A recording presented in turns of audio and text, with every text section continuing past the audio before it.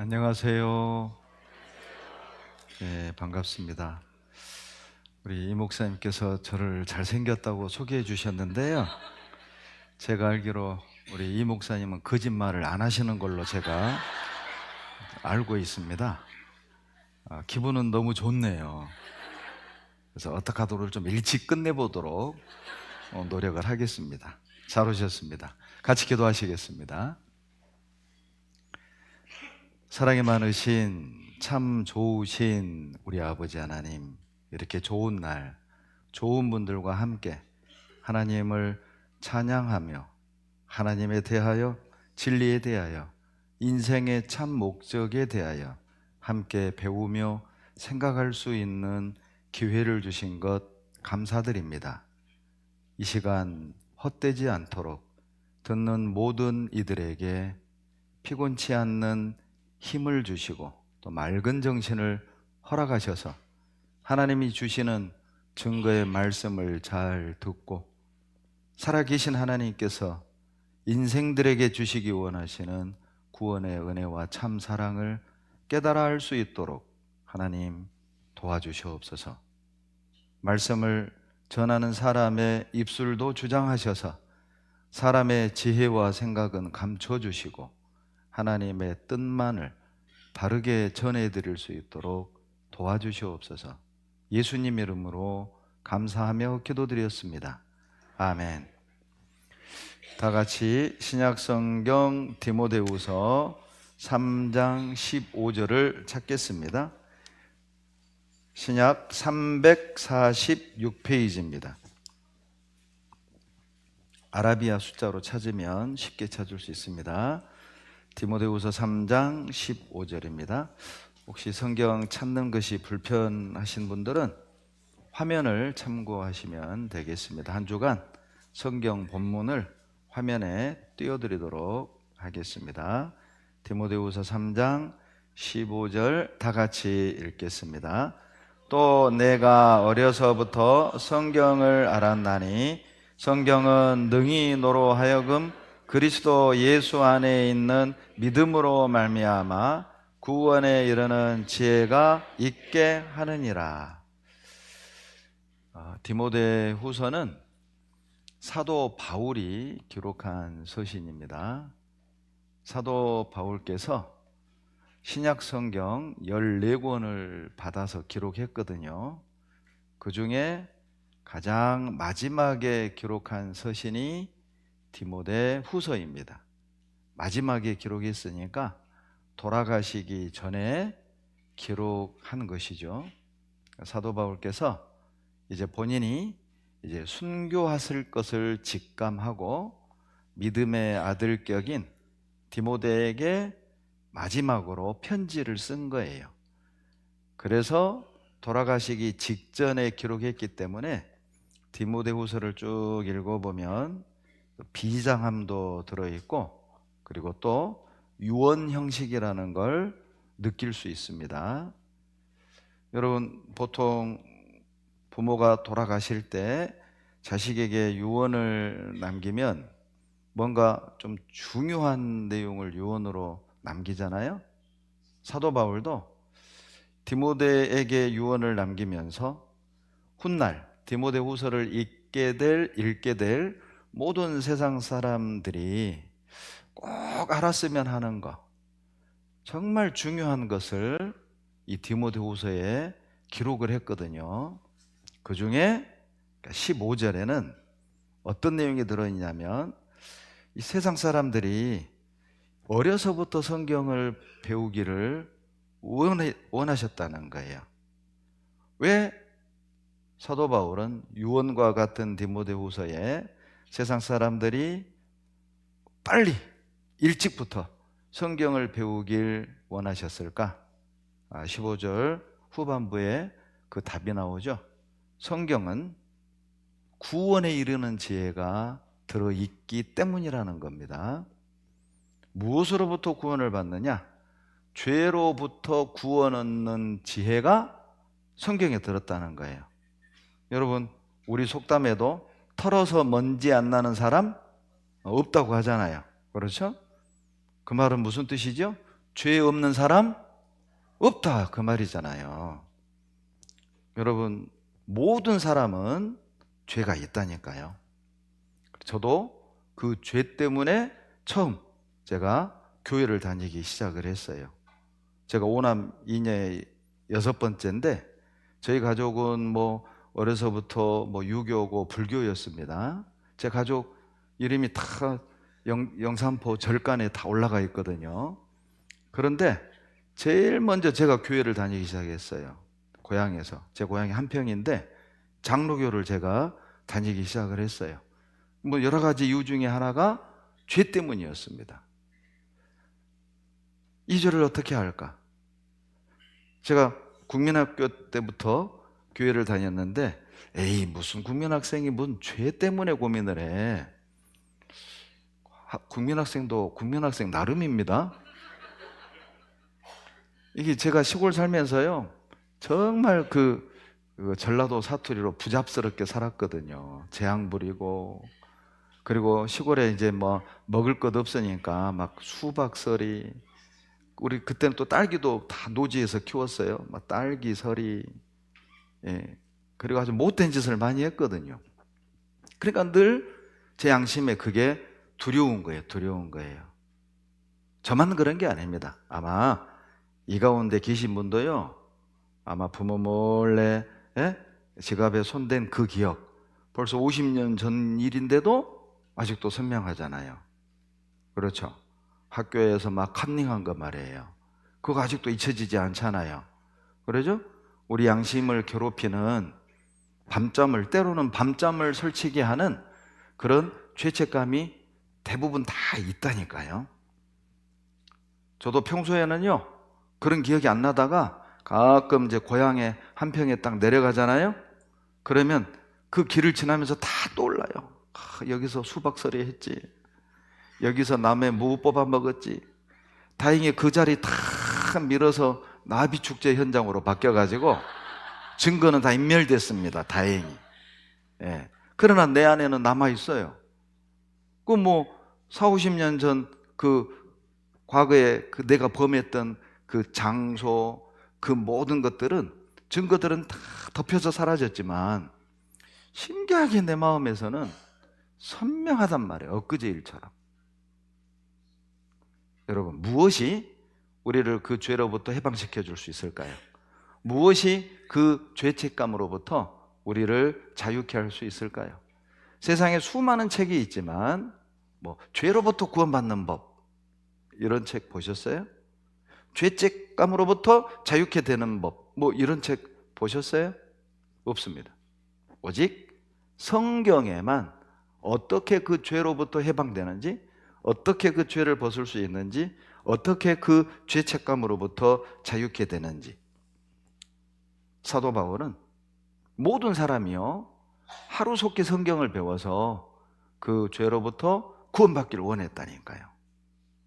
여러분, 유언을 남기려면 이렇게 남겨야 됩니다. 뭐 어디 노는 큰 놈이 가져가고 어디 사는 둘째 가져가고, 그런 유언 남기지 마세요. 그것 때문에 싸워요. 막 형한테는 비싼 아파트 주고 나한테는 쓸데없는 저 맹지 땅이나 주고 산이나 주고, 평당 5,000원도 안 되는 거, 그거 만평이라 해봐야 하고 5천만 원이요. 싸운다니까요. 이런 유언을 해야 됩니다. 또 하나, 왜 바울은 세상 사람들이 빨리 성경을 배우길 원했냐면, 모든 사람은 여러분 해결해야 될 문제가 다 있어요. 그 문제에 대한 답이 성경에 있다니까요. 그러니까 그 인생의 문제를 해결할 답이 다른 책에 있다면 굳이 성경 배워라 이렇게 말하지 않았을 거잖아요. 굳이 빨리 성경을 배우기를 원했다는 것은 뭐 교인이 되라, 기독교인이 되라, 종교인이 되라, 그게 아니라, 이건 뭐 기독교를 떠나서 불교도이든 유교도이든 간에 무신론자든 간에 모든 인간은 공통적으로 해결해야 될 문제를 가지고 있다니까요. 그 문제에 대한 답이 오직 성경에만 있어요. 여러분, 뭐 어떤 문제가 있느냐? 화면 보시면은요, 우리가 해결해야 될 가장 큰 문제는 뭐냐면 하나님이 존재하느냐 말이죠. 자, 이런 얘기 하면은요, 여기에 가족 때문에 막 어쩔 수 없이 끌려오신 분들은 속에 반감이 있어요. 뭐라고 생각하냐면 있든 말든 뭐 이렇게 하나님이 계시든 말든 나하고 무슨 상관이야? 뭐 그렇게 생각할 수 있죠. 그런데 좀 여러분 감정을 좀 가라앉혀 놓고 객관적으로 생각해 봐요.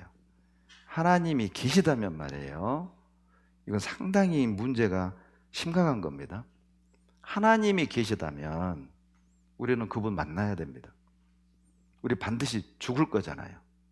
언젠가는 죽을 거잖아요. 하나님이 계시다면 그분을 만나야 한다니까요. 그러면 그분을 만날 준비를 하고 만나는 것이 지혜 아닐까요? 자, 예를 하나 들어볼게요. 여러분, 자, 이 비행기가 인천공항에서 미국 시애틀까지 가는 비행기예요. 그런데 공짜래. 공짜. 타기만 하면 돼. 이 비행기 타요, 안 타요? 타요. 예, 타요. 예, 대답해 주신 분만 오래오래 사세요. 예. 그런데 이 비행기가요, 떴다 하면 떨어져. 타요, 안 타요? 거 봐요. 얼마나 똑똑해요. 떨어질 비행기를 왜 타? 아무리 공짜도 그러지. 자, 그런데 떨어질 그 확률이 50%예요. 자, 떨어질 확률이 50%여도 타요, 안 타요? 안 타요. 엄청난 확률이거든요. 여러분, 사람은요, 절대 자기에게 손해 날 선택을 하지 않아요. 자, 그러면 생각해 봐요. 하나님이 있을 확률이 50이란 말이에요. 그렇죠? 하나님이 있을 확률이 50이면 작은 확률이 아닙니다. 그러면 하나님이 있다는 쪽을 선택하는 것이 나에게 유익할까요? 하나님이 없다는 50%의 확률을 선택하는 것이 나에게 유익할까요? 예를 들어보죠. 자, 하나님 없다고 선택을 했어요. 죽어 넘어갔네요? 없어요. 문제 없겠죠. 그런데 없다고 믿었는데 죽음 넘어갔더니 계시네? 이건 큰일 나는 거예요.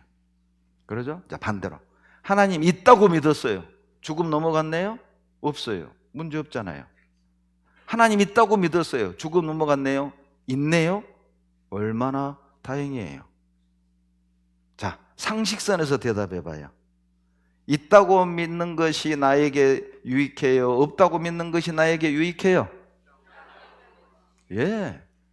이것이 바로 파스칼의 내기라는 유명한 논증입니다. 파스칼이라는 수학자가 한 얘기예요. 그러니까 확률적으로 보더라도 하나님을 믿는 쪽이 나에게 유리한데 하나님의 존재는 확률의 문제가 아니라 팩트입니다. 사실의 문제라는 거예요. 그걸 오늘 여러분 한 주간 배우게 될 겁니다. 두 번째, 자, 성경이 사실이냐? 이게 또 우리가 해결해야 될 중요한 문제라니까요. 아이고 목사님, 나는요 뭐 성경이 사실이든 아니든 저는 별로 관심 없어요. 혹시 이렇게 생각하신 분은 생각해 봐요. 여러분, 우리 학창 시절에 학교 다니는 게 재미있어서 다녔나요? 여러분, 학창 시절에 공부하는데 관심이 있었나요? 예. 공부가 재밌어서 하는 사람은요, 제가 평생 만나본 사람 중에 딱 한 사람이에요. 홍모 목사님이라고. 그분은 공부가 제일 재밌었대요. 나 그 얘기 듣는 순간 막 열이 올라오더라니까요. 공부가 재밌었던 사람이 세상에 누가 있어요? 저는요, 대학 다닐 때 정말 제가 공부 열심히 했거든요. 제가 공부를 열심히 코피 터지게 한 이유는 저는 재밌어서 한 게 아닙니다. 생계를 위해 공부를 했어요. 장학금 못 받으면 학교를 못 다니니까 저는 어쩔 수 없이 공부를 했다니까. 재밌어서 한 게 아니에요. 관심 있어서 한 게 아니에요. 그런데 여러분, 중요하니까 우리가 공부했잖아요. 관심이 있어서 학교 다니고 재밌어서 학교 다닌 게 아니라 중요하니까요.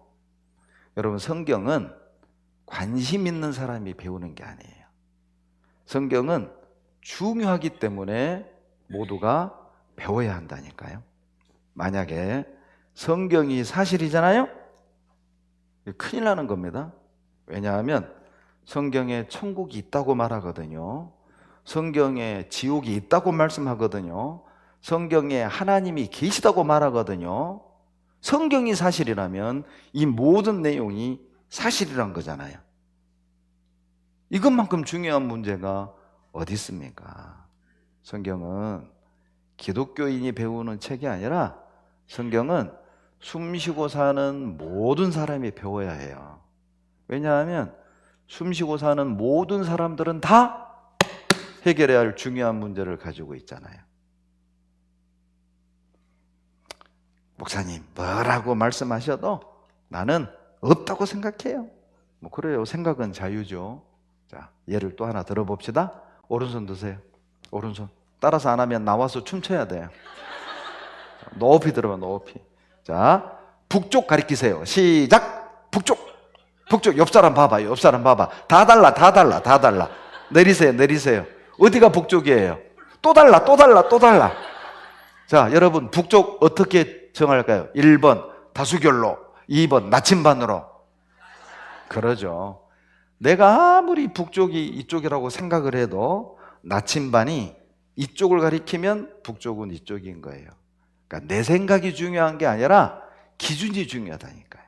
내 생각이 중요한 게 아니라 근거가 중요하다니까요. 여기는 다양한 생각을 가지고 있는 사람들이 모였습니다. 다양한 종교를 가지고 있는 사람들이 모였습니다. 여러분, 무엇 근거로 그 생각을 해요? 무엇 근거로 하나님이 없다고 하세요? 무엇 근거로 죽음은 끝이라고 하세요? 무엇 근거로 성경은 거짓이라고 생각하세요? 증거는 있으세요? 저는 보여드릴 수 있어요. 성경이 사실한 증거를 제시해 드릴 수 있고 보여드릴 수 있어요. 저도 원래는 안 믿는 사람이었고 저도 원래 교회 다니는 애들 괴롭혔던 사람이라니까요. 제가 장로교를 다니면서도 다른 교회 다니는 애를 제가 얼마나 우리 반 아이를 괴롭혔는지 몰라요. 왜냐하면 국민학생인데 주일날, 평일날도 저희들은 이제 주일도 학교 가서 놀았거든요. 그런데 이 친구는요, 국민학생이 월요일부터 주일까지요, 가방에다 성경을 들고 다녀요. 지금 생각하면 대단한 친구잖아요. 근데 나는 그게 꼴보기 싫은 거예요. 그래서 제가 얼마나 괴롭혔는지 몰라. 야, 네 하나님 어디 있냐? 왜 네 하나님 너 안 도와주냐? 제가 막 덩치가 컸거든요. 제가 운동도 하고 힘도 세고 얼굴도 잘생겼잖아요. 얼마나 괴롭혔는지 몰라요. 지금 생각하면 얼마나 무지하고 철없는 짓을 했는지요. 여러분, 뭘 근거로요? 그러다가 89년에 제 아내의 인도로 여러분처럼 이 강의를 들었다니까요. 저는 8년 장로교 다니면서 믿어보려고 노력을 했습니다. 아무리 믿고 싶어도 안 믿어지는 거예요. 제가 수학교육이 전공인데 이게 논리적으로 안 맞고 앞뒤가 이게 딱 아귀가 안 떨어지면 저는 안 받아들여져요. 성격 자체가. 그러니까 어떻게 보면 하나님이 있을 것 같고 이렇게 보면 왜 하나님이 계시면 세상이 이 모양이야. 이게 늘 왔다리 갔다리. 그러니까 믿어보려고 막 새벽 제단을 쌓고 무등산 올라가서 산기도를 하고 믿음 달라고. 나도 방언 좀 달라고. 금식도 하고 철야도 하고 통성도 하고. 근데 안 믿어져요. 다행히 하나님이 방언을 안 주셨어요. 만약 제가 방언했으면 여러분 저 못 봐요. 근데 다행히 하나님이 기도를 안 들어주셨어요. 그러니까 무응답이 응답인 겁니다. 하나님은요, 달란다고 무조건 주는 게 아니라 나에게 유익한 것을 주셔요. 그걸 꼭 잊으시면 안 돼요. 그러다가 여러분처럼 아내의 손에 끌려서 그냥 아니 이쁜 친구가 말씀 듣자고 하니까 거절은 못하고 그냥 인사치레로 그래 들어주지 까짓거 그리고 저는 하루 둘고 말려고 했어요. 왜냐하면 그때는 한평에 교회가 없었습니다. 목포로 갔어요. 목포로. 그러니까 그때는 또 광목간 도로가 길이 얼마나 안 좋았습니까? 1시간 반 이상 걸렸다니까요. 그러니까 그때는 또 설교가요, 전도 집회가 3시간에서 3시간. 강사가 필 받으면 4시간까지 갔어요. 걱정하지 마세요. 저는 필 안 받을 거니까 가능하면 2시간 안에 걱정하지 마세요. 그러니까요, 갈 때 1시간 반, 올 때 1시간 반, 이동 시간만 3시간, 말씀 3시간, 6시간이 하루에. 그러니 어떻게 일주일을 들어요? 그냥 하루 듣고 그냥 끝. 그런데 월요일 하루 딱 듣고요, 저는 충격이었습니다. 저는 그날을 아직도 잊을 수 없어요. 36년 전 일을. 왜 성경에 이런 내용이 있지? 성경에 단순한 경전이라면 왜 과학이 있고 역사가 있고 이런 내용이 있는 거지? 저는 월요일 하루 듣고 다 믿어졌습니다. 하나님 계신 거, 성경 사실인 거, 나는 교회는 다니지만 열심히는 믿지만 거듭나지 못했다는 거. 제가 잘 알잖아요. 교회도 열심히 다니지만 못된 짓도 하는 걸 내가 알잖아요. 남들이 보면 믿음 있는 사람이지만 나는 알아요. 그 믿음이 얼마나 거짓된 것인지를. 그리고요, 내 발로 끝까지 듣고 구원을 받았다니까요. 그리고요, 이게 말씀이 너무 충격적이어가지고 제가 학교를 9살에 갔어요. 그래서 이게 제가 동기들보다 나이가 많아요. 그러니까 말씀 듣고 오면 기숙사 후배들 전부 다 운동장으로 집합시켰어요. 그리고 제가 2부 집회를 했다니까요. 에덴 동산 사실이다, 노아의 방주 사실이다, 이스라엘 역사가 성경에 기록되어 있다. 너무너무 놀랐으니까요.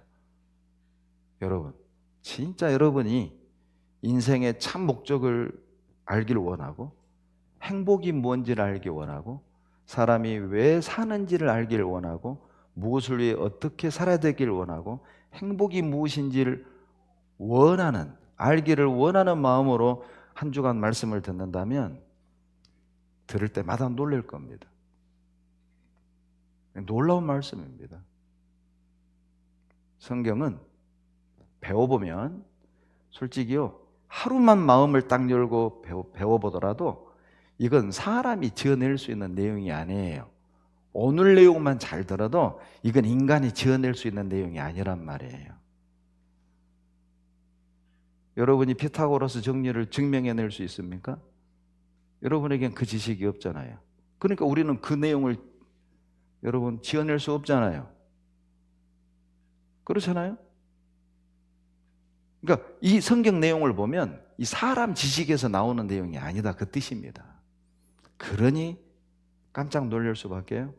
그러니 여러분 해결해야 될 중요한 문제라는 이유를 이제 아시겠죠? 요즘 젊은 사람들 용어로 뭐라고 그래요? 팩트체크 말이에요. 팩트체크. 성경이 사실이냐? 하나님 계시냐? 팩트체크. 그냥 무조건 믿어라, 이것도 틀린 거예요. 그러나 무조건 싫어, 이것도 틀린 거라니까요. 팩트체크 해보고 상대방을 이해시키고 설득시켜야죠. 봐라, 하나님 없다는 증거가 이렇게 분명하니 이제 믿지 마. 이러면 얼마나 서로 사이 좋아지겠어요. 그렇잖아요. 근데 무조건 완력으로, 무조건 싫어, 무조건 그런 말 하지 마. 그건 비인격적이잖아요. 막무가내잖아요. 그리고 또 봐라, 이러이러한 증거로, 이러이러한 근거로 성경이 사실이고 하나님이 계시다, 이러면 서로 대화해 볼 만 하잖아요. 덮어놓고 믿어, 무조건 믿어, 그건 믿음 아닙니다. 여러분 보세요. 또 하나 해결해야 될 문제가 있습니다. 천국과 지옥이 있느냐? 이것도 중요한 문제잖아요. 왜? 둘 중에 한 곳을 우리는 가게 될 거니까요. 그리고 어떻게 영원한 생명, 어떻게 구원을 얻느냐 말이죠. 영원한 생명 이러면요, 아이고 공상 과학 같은 소리 하네. 사람이 어떻게 영원히 살아? 여러분 그럴 줄 알고요, 하나님이 이 땅에 영원히 사는 생물을 만드셨어요. 여러분 이 땅에 영원히 살 수 있는 생명체가 있을까요? 없을까요? 대답 안 할 줄 알았어요. 보여드릴게요. 여러분 바닷가재가 영원히 살 수 있습니다. 그 이유가 뭔지 아세요? 염색체 끝에 텔로미어라는 게 있습니다. 이 염색체가 분할하면서요, 이 텔로미어가 점점 줄어들어요. 이게 딱 없어지면 죽는 거예요. 그러니까 텔로미어가 줄어드는 게 노화 현상입니다. 마치 모래시계처럼. 그런데 바닷가재는요, 이 텔로미어가 줄어드는 걸 막는 텔로머라제라는 효소를 만들어냅니다. 그러니까 이론적으로는 만약 바닷가재가 사고만 당하지 않는다면 영원히 사는 거예요. 근데 대부분 사고사를 한답니다. 직접 들어보세요. 랍스터는 무게로 따지면 20kg, 길이로는 1m까지 자라는 가장 큰 무척추 동물입니다. 그리고 랍스터는 생물학적 영생을 하는 생명체입니다. 절대로 자연사하지 않습니다. 이게 무슨 말일까요? 염색체의 양쪽 끝에 붙어있는 꼬리 부분이 생명체의 수명을 결정하는 텔로미어입니다. 이 텔로미어의 길이가 짧아지면서 생명체는 늙고 나중엔 죽게 됩니다. 하지만 랍스터는 텔로미어를 복구하는 능력이 있습니다. 바로 텔로머라제라는 효소 덕분입니다. 사람은 20대 중반부터 노화가 시작되지만 랍스터는 평생 동안 늙지 않고 성장만 합니다. 하지만 기네스북에 등재된 최고령 랍스터는 200살입니다. 그 이유는 랍스터가 사고사를 많이 당하기 때문입니다. 물론 다른 생물들에게 많이 잡아 먹히기도 하지만 고령 랍스터의 가장 많은 사고사는 껍질입니다. 100살 이상 고령 랍스터는 껍질이 너무 단단하고 두꺼워서 황당하게도 탈피를 하는 과정에서 끼어 죽게 됩니다. 사고사만 당하지 않으면 영생할 수 있다니까. 그러니까 하나님이 의도적으로 저런 바닷가지를 만든 거예요. 이래도 영생이 없냐? 가능한 얘기라는 거죠. 또 하나 해결해야 될 문제가 있습니다. 인간은 어디서 와서 어디로 가느냐 말이죠. 이게 왜 중요할까요? 인간이 어디서 와서 어디로 가는지를 여러분 모르면은요, 왜 살아야 되는지도 모릅니다. 벌써 한 20년 전 얘기네요. 제가 광주교회에 있을 때 요고 3학년 아이를 상담한 적이 있습니다. 이 아이가 이 자살 충동에 막 괴로워요. 이 어머니가 데리고 온 겁니다. 이 여학생이 제 사무실에 들어오자마자 앉으면서 던진 질문을 저는 아직도 기억해요. 목사님, 왜 자살하면 안 됩니까? 여러분 대답해봐요. 왜 자살하면 안 돼요? 아마 이렇게 대답할 사람은 없습니다. 이렇게 살기 좋은 세상 왜 죽어? 아마 이렇게 대답할 사람은 없어요. 왜? 본인도 어쩔 수 없이 살잖아요. 마지못해 살잖아요. 죽지 못해 살잖아요. 그런 사람 많습니다. 그런데요, 하나님이 저도 모르게 저에게 지혜를 주셨어요. 자살하면 안 되지. 왜냐하면 생명이 너의 것이 아니니까. 생명이 너의 것이면 너가 마음대로 버릴 권리가 있는데 생명은 하나님이 주신 것이기 때문에 하나님이 취해 가시기 전까진 잘 관리해야 할 의무만 있는 거야. 이 학생이 곰곰이 생각하더니요, 맞네요. 지금도 찬양대 열심히 봉사하고 있습니다. 여러분, 인간이요, 어디서 와서 어디로 가는지를 모르면 왜 살아야 하는지를 모른다니까요. 여러분 어디서 오셨습니까? 뭐 또 지곡동에서 왔는데요. 이러면 우리 오늘 대화 안 되는 겁니다. 근본을 얘기하는 거예요. 근본을. 뭐 나운동에서 왔는데요. 우리 이러면 대화 안 되는 거예요 오늘. 도대체 인간은 어디서 와서 어디로 가는 걸까? 어떤 건망증이 심한 택시기사가 있었대요. 하필 그 택시에 건망증이 심한 아주머니가 탄 겁니다. 그리고 기사가 물었대요. 아주머니 어디 가세요? 이 아주머니가 문을 닫는 순간 목적지를 잊어버렸어요. 한참 고민하다가 기사에게 물었대요. 아저씨, 제가 어디 가죠? 그러니까 이 기사님이 깜짝 놀라며 돌아보고 하는 말이, 언제 탔어요? 답답한 사람들 얘기죠. 여러분 이게 우리 모습 아닐까요? 어때요? 어떤 사람은 막 50년 내 인생이라는 택시를 타고 50년 열심히, 60년 열심히, 70년 열심히 앞만 보고 달려왔단 말이에요. 어디로 가고 계세요? 왜 사는 건데요? 무엇을 찾으려고 그렇게 열심히 살고 있습니까? 여러분 50년 살았으면 반평생 산 겁니다. 그러면 어느 정도요? 진리를 알아야죠.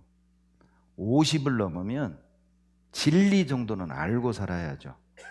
인생의 답은 알고 살아야 되지 않겠습니까? 그냥 먹고 마시는 것만 쫓아가지 말고, 돈과 일만 쫓아가지 말고, 근본적인 것은 알고 돈을 벌고, 근본적인 것은 알고 집을 사고, 근본적인 건 알고 차 바꾸고, 근본적인 건 알아야 되지 않겠어요?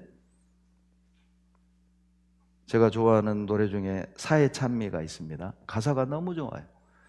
적막한 광야를 달리는 인생아, 너는 무엇을 찾으러 왔느냐. 이래도 한 세상, 저래도 한 평생, 돈도 명예도 사랑도 다 싫다. 적막한 광야를 달리는 인생아, 무엇을 찾으러 왔느냐. 돈도 벌어보고 사랑도 해보고 명예도 누려봤지만 답이 아니더란 말이죠. 그래서 성경을 배우길 원했던 거예요. 성경에 여러분 답이 있습니다. 어느 누구에게 물어보세요. 인생의 길을 아는 이가 있는가? 공자도 모르고 부처도 모릅니다. 이거 한번 보십시오. 제 서재에 아함경이라는 경전이 있습니다. 이 아함경은 부처님의 소중한 말씀 300가지를 모아놓은 것입니다. 이 서문에 이런 내용이 나옵니다. 34페이지죠. 부처님의 제자가 부처님께 물었습니다. 부처님께 뭐라고 물었느냐? 당신은 신이십니까? 부처님의 대답이죠. 아니다. 나는 신이 아니다. 이게 부처님의 가르침입니다. 부처님은 당신을 신격화시키는 걸 금했다니까요. 죄송하지만 대한민국 불교는 원래 부처님 가르침의 본질과 약간 달라요. 원래 부처님의 가르침은 소승불교입니다. 본인이 고행을 해서 해탈하는 것이죠. 그런데 한국 불교는 대승불교입니다. 빌어주는 거죠. 복을 빌어주는 겁니다. 해탈을 원하는 게 아니라 복을 원하죠.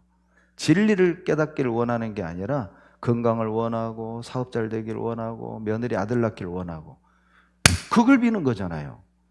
부처님의 가르침은 아들 낳는 법을 가르치는 게 아니에요. 부처님은 돈 버는 법을 가르치는 게 아니에요. 부처님은 불교의 교리가 사채잖아요. 사채? 사채 말고 사채. 네 가지 채. 고채. 인생은 고통이다. 왜 고통받느냐? 집채. 집착하기 때문이다. 그 집착을 멸해야 한다. 멸채. 그 집착을 멸하려면 팔종도 정정념, 정정인, 뭐 바른 것만 보고 바른 거 생각하고 바른 길을 가고 그게 팔종도입니다. 여러분 고등학교 윤리 시간에 배우셨죠? 어떤 인간이 바른 생각만 하고 바른 것만 보고 바른 말만 하고 바른 길만 갈 수 있어요? 그게 바로 해탈입니다. 그게 부처님의 가르침이라니까요. 부처님은 훌륭한 분이지 신이 아니에요. 목사가 하는 말이 아니라 부처님 말씀이라니까요. 아함경 사서 보세요. 선무당 사람 잡아요. 그러니까 부처님을 제대로 모르니까 자기 편할 대로 부처님을 믿는 거예요. 사람들이. 아세요? 이거 보세요. 그러면 당신은 무엇입니까? 부처님의 대답이죠. 나는 붓따라 이름하느니라. 깨달은 자란 말이죠. 이게요. 자바함 사권 101경 인간경 편에 나온다니까요. 오죽하면 제가 이 한 구절 때문에 3만 원짜리 불경을 샀어요. 3만 5천 원. 이거 봐봐요. 부처님의 묘입니다. 부처님 묘가 있다니까요. 여러분 오해하지 말아요. 제가 다른 종교를 비난하자는 게 아니라 바로 알자. 저는 부처님의 가르침을 말씀드리고 있습니다. 부처님이 이렇게 믿기를 원했다니까요. 부처님 묘입니다. 물론 부처님 묘는 여러 개입니다. 부처님 몸에서 나온 사리를 여러 군데 나누어서 묘를 만들었거든요. 여하튼 묘가 있습니다.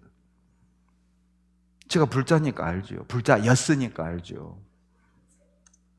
여러분 외길 40년 걸은 스님에게 물었습니다. 스님, 길을 걸을 땐 무슨 생각하세요? 나를 찾기 위해서 나 자신과 대화하는 거지? 왜 나를 찾아야 해요? 내가 어디서 왔다가 어디로 가는지를 모르잖아. 가는 곳은 알고 가야 할 것 아닌가? 참 부처님 멋진 말이죠. 그러죠? 진리를 찾는 사람은요 어느 정도 비슷해요. 고민이. 종교를 떠나서 진리를 찾는 사람들은 어느 정도 고민이 비슷하다니까요. 어디서 왔냐? 왜 사냐? 어디로 가냐? 그리고 기자가 물어요. 그러면 스님은 답을 찾으셨나요? 스님의 대답이 명답이에요. 찾았으면 하산했지. 못 찾으니까 몸부림을 치는 거지. 40년을 산에서 수행을 했습니다. 못 찾았대요. 얼마를 더 수행하면 찾을까요? 죄송한데 진리라는 것은 고행을 해서 찾는 게 아닙니다.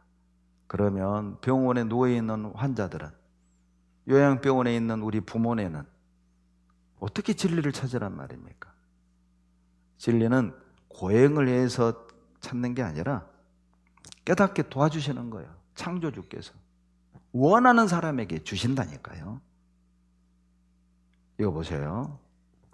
요한복음 8장 14절에 다 같이 읽겠습니다. 예수께서 대답하여 가라사대 내가 나를 위하여 증거하여도 내 증거가 참되니 나는 내가 어디서 오며 어디로 가는 것을 알미오니와 너희는 내가 어디서 오며 어디로 가는 것을 알지 못하느니라. 여러분, 자, 군산길은 군산 사람에게 물어야 돼요? 평택 사람에게 물어야 돼요? 왜 군산 사람에게 물어야 돼요? 그러죠. 길을 아니까. 여러분, 평택길은 군산 사람에게 물어야 돼요? 평택 사람에게 물어야 돼요?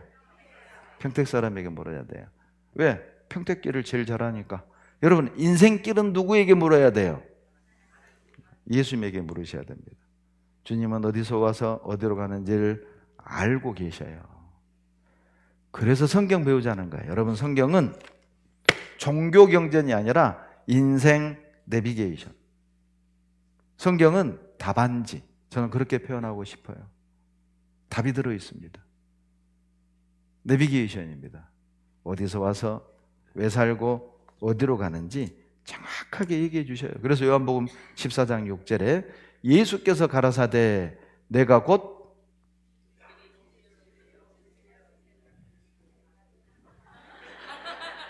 이게 도둑질도 손발이 맞아야 돼요. 방송부하고 저하고 도둑질 하기는 틀렸어요. 예수께서 가라사대 내가 곧 길이요 진리요 생명이니 나로 말미암지 않고는 아버지께로 올 자가 없느니라. 만약에 여러분, 제가 오늘 이 시간에요, 여러분 제가 길입니다, 제가 진리입니다, 제가 생명입니다, 오늘 제가 이렇게 설교하면 내일 아무도 안 올 거예요. 아마 이상현 목사님도 안 올 거예요. 그런데요, 예수님이 얘기하셔요. 예수께서 가라사대 내가 곧 길이요 진리요 생명이니 나로 말미암지 않고는 아버지께로 올 자가 없느니라. 아무도 이상하게 생각하지 않잖아요. 아무도 거부감을 느끼지 않잖아요. 아무도 이상하게 생각하지 않아요. 예수님이 길이라니까요. 여러분, 12월 25일이 무슨 날이죠? 성탄절. 성탄절이 무슨 날이죠? 뭐 예수님 태어난 날. 여러분, 지금부터 성탄절 기다리는 분 있죠? 신기해요. 교회도 안 다니면서 성탄절을 기다려. 예수도 안 믿으면서 성탄절을 왜 그렇게 좋아해? 여러분, 왜 남의 생일을 그렇게 좋아하세요? 예수님이 길이라니까요. 예수님이 생명이라니까요. 예수님에 대하여 알게 되면 사람이 어디서 와서 어디로 가는지를 알게 된다는 뜻이고, 예수님에 대하여 알게 되면 영원한 생명을 얻게 돼요. 예수님에 대하여 알게 되면 인생의 답을 얻게 된다니까요. 그러니 예수님이 길이라면 우리는 그분의 말씀을 들어야 하는 거예요. 그분이 길이니까요. 그분이 길을 제일 잘한다니까요. 여러분, 이런 유명한 말이 있죠? 책 속에 길이 있다. 여러분, 성경 속에 길이 있습니다. 왜 성경에 길이 있냐면 베드로후서 1장을 찾아보세요. 한번. 베드로후서 1장입니다. 자, 방송실은 이 소리 울리는지 한번 체크해 주세요. 제 귀에는 울리거든요, 지금. 베드로후서 1장 21절. 베드로후서 1장 21절. 다 같이 읽겠습니다. 예언은 언제든지 사람의 뜻으로 낸 것이 아니요 오직 성령의 감동하심을 입은 사람들이 하나님께 받아 말한 것임이니라. 자, 여러분, 이 예언이요 성경이거든요. 그러니까 성경은 사람이 뜻대로 지어낸 게 아니라는 거죠. 성령의 감동하심을 입은 사람들이 하나님께 받아 기록한 것이 성경이라는 겁니다. 이렇게 말해요. 대통령 연두 기자회견할 때 막 기자들이 막 받아 쓰잖아요. 그리고 신문에 탁 올려놓고 마지막에 조선일보 기자 배현기, 이게 뭐예요? 실명제입니다. 이 기사가 사실임을 내가 책임진다. 실명제예요. 성경은 다 실명제입니다. 성경책 제목은 대부분 받아 쓴 기자들의 이름이에요. 베드로후서는 누가 받아 썼겠어요? 베드로입니다. 이사야서는요? 에스겔서는요? 다니엘서는요? 신명기는요?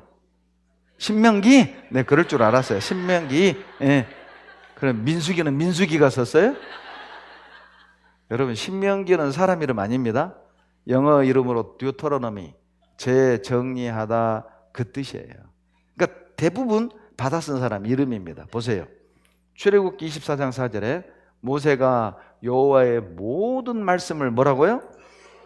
지어내고 기록하고죠. 지어낸 게 아니에요. 기록하고. 모세가 받아 기록한 성경이 5권이에요.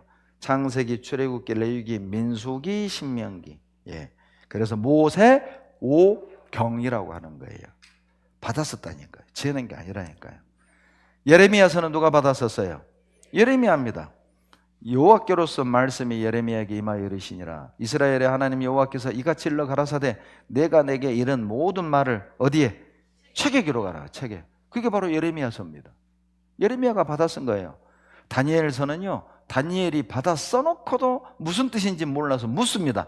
내가 듣고도 깨닫지 못한지라. 내가 가로되 내 주여 이 모든 일의 결국이 어떠하게 쌌나이까? 하나님, 쓰라고 해서 내가 쓰기는 썼는데요, 무슨 뜻이에요?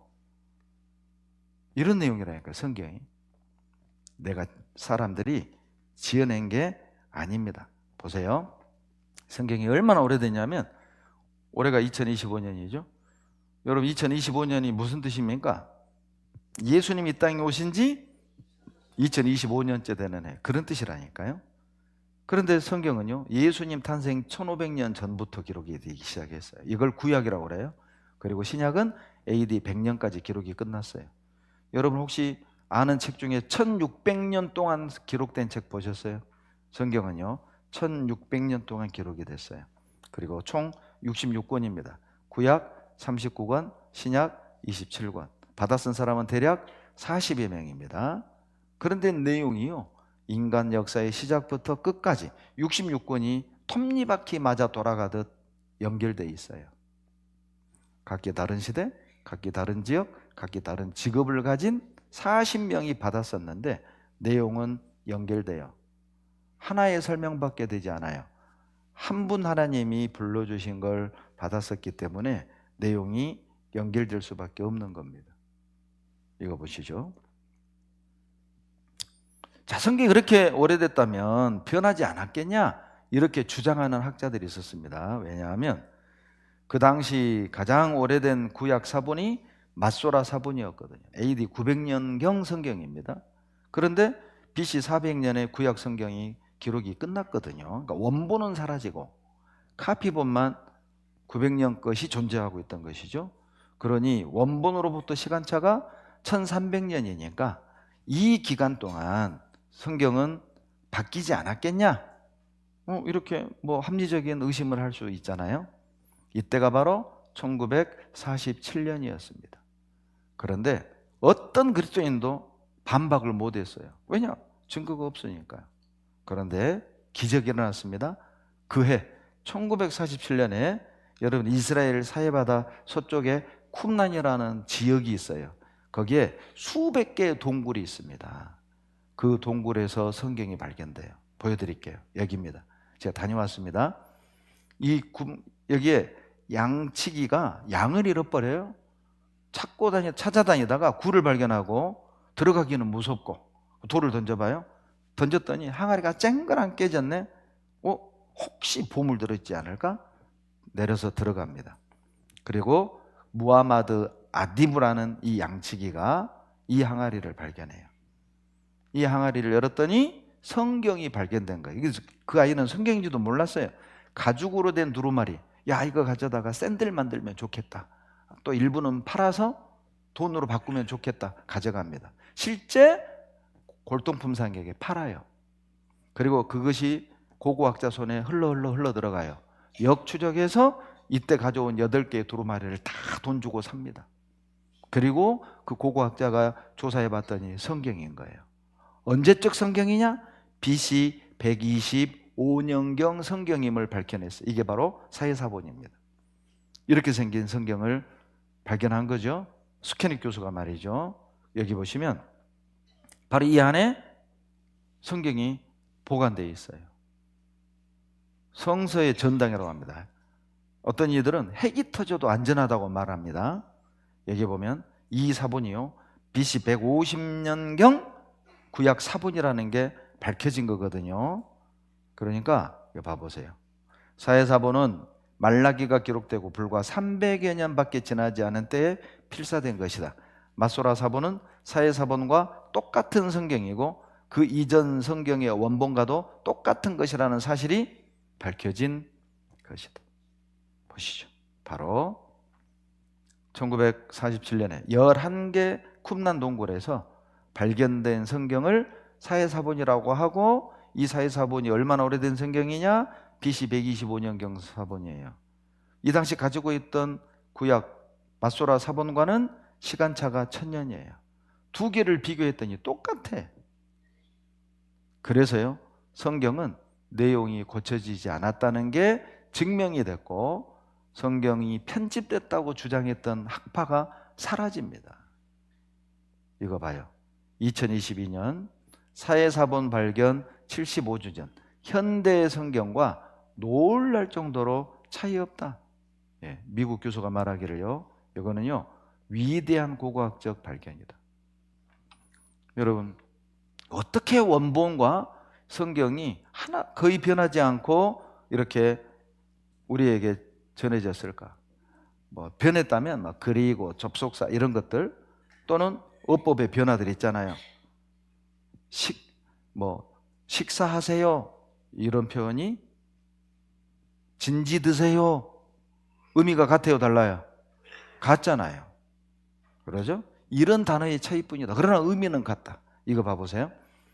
여기 왜 한국 사람들은 에이, 성경이 이렇게 오래됐으니까 내용이 바뀌었겠지 이렇게 오해를 하냐면 한국식으로 생각하니까 그래요. 여러분, 성경을 옮겨 적을 수 있는 사람은 정해져 있습니다. 그리고 룰이 있어요. 규칙이 있어요. 그 몇 개 소개해 드릴게요. 반드시 유대인이 만든 가죽에 유대인이 옮겨 써야 돼요. 이게 규칙입니다. 그리고 여기 보면요, 각 권의 본문, 절과 단어와 글자의 개수를 세야만 하는 거예요. 한 개의 실수가 나오면 그 면을 찢어서 버리고 다시 붙여요, 새 거를. 그리고 3개의 실수가 나오면 글자 3개가 틀리잖아요. 성경 전체를 불질러 버려요. 묻어버리든지. 그래서 구약 사본의 개수가 적은 이유예요. 틀린 건 다 불질러 버렸거든. 없애버렸거든요. 그러니까 많이 발견되지 않는 이유입니다. 여기 보시면요, 또 하나는 절대 기억해가지고 옮겨 적으면 안 돼요. 예를 들면 창세기 1장 1절을 옮겨 적는다고 합시다. 외워가지고 태초에 하나님이 천지를 창조하시니라 이렇게 쓰면 안 됩니다. 이렇게 써야 됩니다. 초 소리 질러야 돼요. 이렇게 옮겨 적어야 돼요. 한 글자씩 소리 질러가면서. 그리고요, 또 하나는 쓰다가 여호와라는 단어가 나오잖아요. 그러면 글씨를 옮겨 쓰던 이 붓 있죠, 이거를 깨끗하게 씻어서 말린 상태에서 나는 가서 목욕을 해야 돼요. 목욕을 하고 와가지고 이걸 들어서 이제 소리 질러야 돼. 지금부터 여호와의 이름을 옮겨 적습니다 하고 여호와 옮겨 적는 거예요. 그런데 구약의 여호와가 몇 번 나오냐? 6828번 나와요. 그러니까 목욕 몇 번 한다? 6828번. 껍딱 벗겨져 버려요. 그러니까 몽롱한 상태에서 옮겨 적을 수가 없어요. 여러분 시험 공부할 때는 막 졸으면서 영어 단어 쓰다가 이거 막 지렁이 기억나, 지렁이 글씨가. 성경은 그렇게 기억될 수 없어요. 그러니까 한국식으로 생각하지 마세요. 이게 바로 그 목욕탕입니다. 제가 가서 찍은 거라니까요. 목욕탕 사이에 난간이 있더라고. 제가 그 가이드에게 물어봤어요. 왜 목욕탕에 난간이 있느냐? 이유가 있습니다. 들어가는 사람하고 나오는 사람하고 부딪히지 않게. 목욕하고 나오다가 들어간 사람하고 부딪히잖아요. 부정 타서 다시 들어가서 씻고 나와야 돼. 야, 세상에. 이 정도. 또 더 놀라운 거는요, 이걸 한 권을 다 옮겨 적었잖아요. 그러면 30일 안에 이것을 3번 확인을 해야 돼. 근데 너무 바빠가지고 2번만 확인하고 가서 일하다가 30일이 넘어갔다? 이 성경 불질러야 됩니다. 성경으로 인정하지 않습니다. 엄청 까다로워요. 그리고요, 봐봐요. 성경을 옮겨주고 있는데 왕이 와가지고 뭘 물어봐요. 뭘 물어보는데 대답하면 안 돼요. 왜? 말씀은 왕보다 더 높으니까. 그래서 왕한테 칼 맞아 죽은 사람도 있어요. 성경 옮겨 쓰다가. 그리고 랍비들은 성경 옮겨 쓰는 사람 뒤에서 소리 질러야 돼요. 뭐라고? 너희가 하는 일을 주의하라. 그 일은 하늘의 일이다. 한 글자를 빠뜨리거나 더하는 것은 세상을 파멸하는 일이 될 것이다. 주기적으로 소리를 질러줘야 돼요. 뒤에서. 여러분 이 소리 듣고 졸겠어요? 예? 말씀 시간에 여러분이 막 졸고 있어. 막 졸고 있어. 뒤에서 졸다가 지옥 갈 것이다. 졸아요? 못 졸아요? 못 졸아. 한번 뒤통수 뒤가 한번 해볼래요? 그러니까 한국식으로 생각하지 마시라니까요. 그러니까 이해를 못하는 거예요. 성경을 내 수준으로 보는 거예요. 내 수준으로. 이거 봐보세요. 제가 시카고 집회를 갔는데 유대인 책방을 갔습니다. 이걸 파는 거예요. 손가락 이렇게 이걸 야드라고 그래요. 야드. 용도가 뭐냐 물어봤더니 성경을 읽을 때 이렇게 짚는 거라더라고. 그래서 제가 그랬어요. 아니 무슨 성경을 보는데 연장을 쓰냐. 손가락으로 짚으면 되지. 그랬더니 그 랍비가 뭐라고 하는지 아세요? 당신은 당신 아버지하고 대화 나눌 때 아버지 얼굴에 삿대질하면서 얘기하냐? 제가 정말 창피했습니다. 우리는 이거 그냥 책이라고 생각하잖아요. 유대인들은 하나님 자체예요. 그러니까 너무 심해. 어느 정도 심하냐? 열쇠를 채워놔요. 토라에다가 상자에 넣어서 랍비만 보도록. 그건 너무 심해요. 그러니 이게 원본 그대로 보존될 수밖에 없다니까요. 그래서요, 미국의 유명한 노만 가이슬러라는 이 신학자가 뭐라고 하는지 아세요? 다 같이 읽겠습니다. 그리스도인은 105%의 원본 성경을, 그러니까 공부를 조금만 해봐도 이 성경이 얼마나 정확한지를 안다니까요. 그러니까 공부 안 하니까 혼자 의심해, 혼자. 죄송합니다. 공부합시다. 모르면 배워야 될 거 아닙니까? 억지 부리지 말고. 모르면서 왜 막 없다고 우기세요? 모르면서 왜 성경이 틀렸다고 우기세요? 모르면서 왜 죽으면 끝이라고 얘기하세요? 그러니까 배워봅시다. 확인해 봅시다. 팩트 체크! 좋아하잖아요, 요즘 현대인들. 팩트 체크. 팩트 체크 해보자고. 단일한 말 아니잖아요. 이거 봐보세요. 여러분 오늘날이요 얼마나 이 복원 능력이 뛰어나냐면 1979년에 텔아비브 대학의 박케이 박사가 세계 10대 고고학적 발굴을 했어요. 그 전에 요거부터 기억하세요. 모세오경, 창세기, 출애굽기, 레위기, 민수기, 신명기는 모세가 BC 1500년에 기록을 했거든요. 그리고 모세가 죽은 이후 1200년 뒤, 그러니까 BC 300년경에 누군가가 지어낸 거다. 그러니까 창세기, 출애굽기, 레위기, 민수기, 신명기는 모세가 쓴 게 아니고 BC 300년경에 누군가 지어내가지고 모세가 썼다 이렇게 거짓말했다, 이런 주장이 등장했습니다. 그런데 그때 박해희 박사가 세계 10대 고고학적 발굴을 합니다. 어디에서? 예루살렘 옆에 케텝 흰놈의 골짜기에서 은 두루마리 2개를 찾아요. 요겁니다. 요거 두 개. 은이야, 은. 응? 그런데 이 두루마리를 쫙 펼치는데 시간이 얼마 걸렸을까요? 3년. 이걸 펼치는데 3년 걸렸습니다. 이걸 해독하는데 3년 걸렸습니다. 총 6년 걸려서 내용을 확인해 보니까 민수기 6장 24절이고 기원전 700년경 거였어요. 보시죠. 요거요. 세상에 펴는데 3년.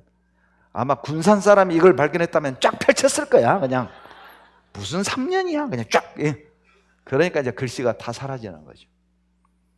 전문가 비전문가의 차이예요.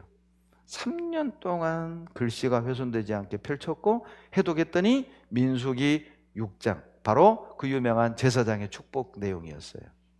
요 내용이죠. 그래서 모세오경이요, BC 주전 700년경에 이미 존재했음이 밝혀진 거잖아요. 왜? 이게 BC 700년경 은두루마리인데 내용이 민수기니까 BC 700년 전경부터 모세오경이 존재했다는 증거가 됐고 BC 300년에 지어냈다는 그 거짓말이 틀린 게 밝혀져 버렸어요. 바로 요 내용이죠. 요겁니다. 여러분, 성경을 배워보면 하나님 말씀이라는 것을 인정할 수밖에 없습니다. 에이, 그건 목사님 주장이죠. 증거 있어요? 예. 성경에 그런 생각할 것도 하나님 아셨어요. 신명기 18장 21절로 22절 다 같이 읽습니다. 혹 심중에 이르기를 그 말이 여호와의 이르신 말씀인지 우리가 어떻게 알려 하리라. 만일 선지자가 있어서 여호와의 이름으로 말한 일에 증언도 없고 성취함도 없으면 이는 여호와의 말씀하신 것이 아니요 그 선지자가 방자히 한 말이니 너는 그를 두려워 말지니라. 놀랍지 않아요? 너 마음속에 이렇게 생각하지? 아이고, 성경이 여호와의 이르신 말씀인지 우리가 어떻게 알아? 그래? 좋다. 만약 성경에 증언도 없고 성취함도 없으면 여호와의 말씀하신 것이 아니니까 두려워 마라. 여러분, 부정의 부정은 강한 긍정입니다. 반대로 말하면 증거가 있고 성취함이 있으면 하나님 말씀이니까 여러분 두려워하셔야 돼요. 성경은 증거가 있습니다. 보세요. 성경이 하나님 말씀인 걸 어떻게 합니까? 증거가 있다니까요. 성취함이 있다니까요. 영적인 증거, 과학적인 증거, 역사적인 증거, 예언적인 증거가 있다니까요. 오늘은 요거 하나 배울 겁니다. 과학적인 증거를 배울 것이고 내일은 역사적인 증거를 배울 겁니다. 여러분, 자, 이 개 발자국을 쭉 따라가면 개가 나와요? 사람 나와요? 개라니까요. 쭉 따라가면 개가 나와요. 요거 개잖아요, 개. 제가 직접 찍었어요. 부산에 가가지고. 부산 중부집회 갔다가 제가 이 해안가에서 맨발 걷기 하는데 개 발자국이 너무 선명해가지고 찍었어요. 여러분, 개 발자국을 따라가면 개가 안 보여도 개 있는 거 압니다. 발자국 보면 알잖아요.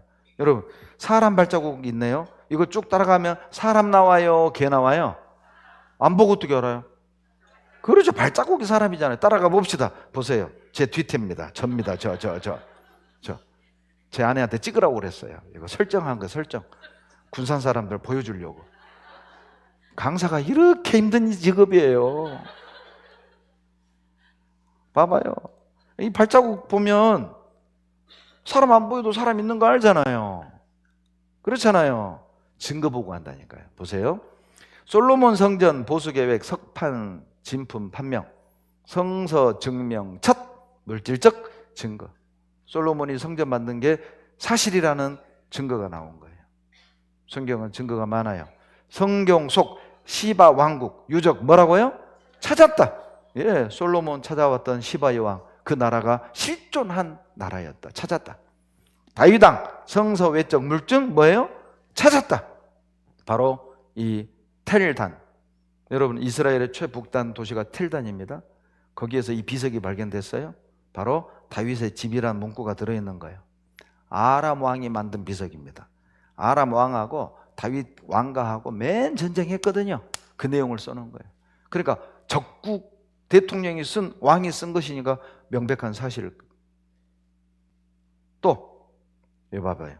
제가 올 1월에 워싱턴을 갔다 왔는데 거기에 세상에 7천억을 들여가지고 성경 박물관을 만들었어요. 거기 안에 들어가면은요, 사본의 역사를 쭉 전시해 놓고, 그리고 성경이 사실인 증거들을 전시했어요. 여러분, 해외여행 가려면 장가게 그런 데 가지 말고, 막 교토, 오사카, 막 삿포로 이런 데 가지 말고, 이런 데 가봐, 이런 데. 이런 데 가보세요. 그런데 여러분 혼자 가면 뭐가 뭔지 모르니까 나를 데려가세요. 설명을 해드려요, 설명을. 무료로. 이거 봐봐요. 자, 여기 이제 같이 갔던 우리 형제자매들입니다. 여기 그텔단에서 발견한 석비, 이것은 이제 모조품입니다. 진품은 아니에요. 딱 여기 이게 다윗의 집이란 그 글구예요. 그 증거들을 쫙 전시해 놨다니까요. 요 텔단, 스틸, 비석이에요, 비석. 여기 이미지. 요 이미지입니다. 그리고요. 저는 진짜 하나님께 감사했어요.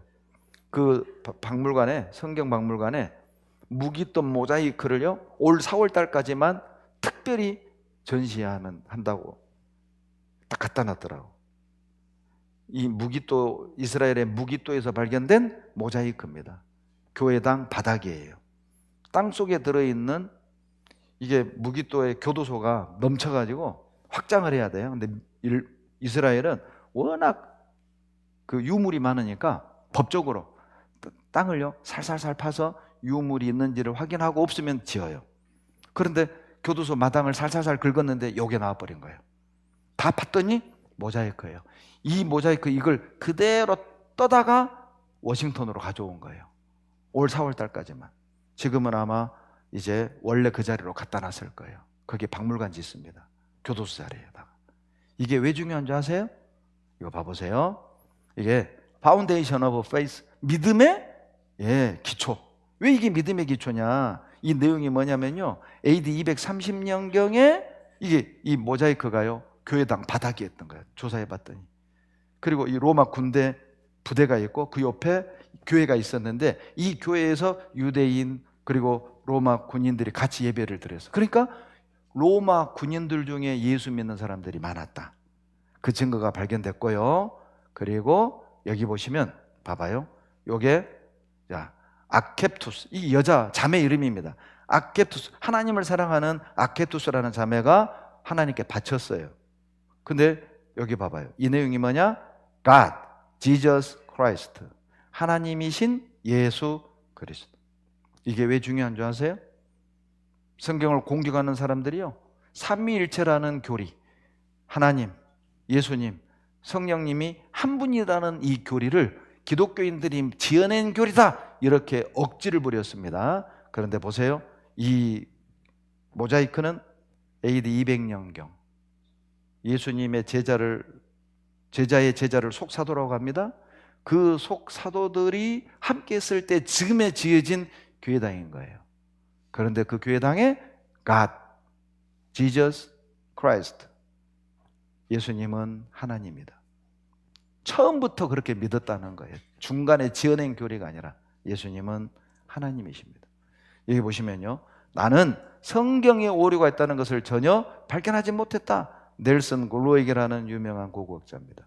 성경의 역사 기록들이 개괄적으로나 세부적으로나 뭐라고요? 아주 정확하다. 여러분, 기독교는 세상에서 유일하게 입증 가능한 역사적인 종교입니다. 입증해 낼 수 있어요. 검증해 낼 수가 있어요. 이런 책이 있어요? 단순한 종교가 아닙니다. 자, 운동 한번 합시다. 그럼 박수 치면 1년 더 오래 산답니다. 자, 박수 한번 칩시다.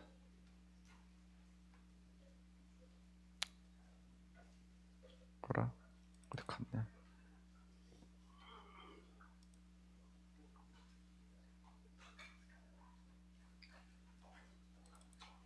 자, 운동 박수 따라서 하세요.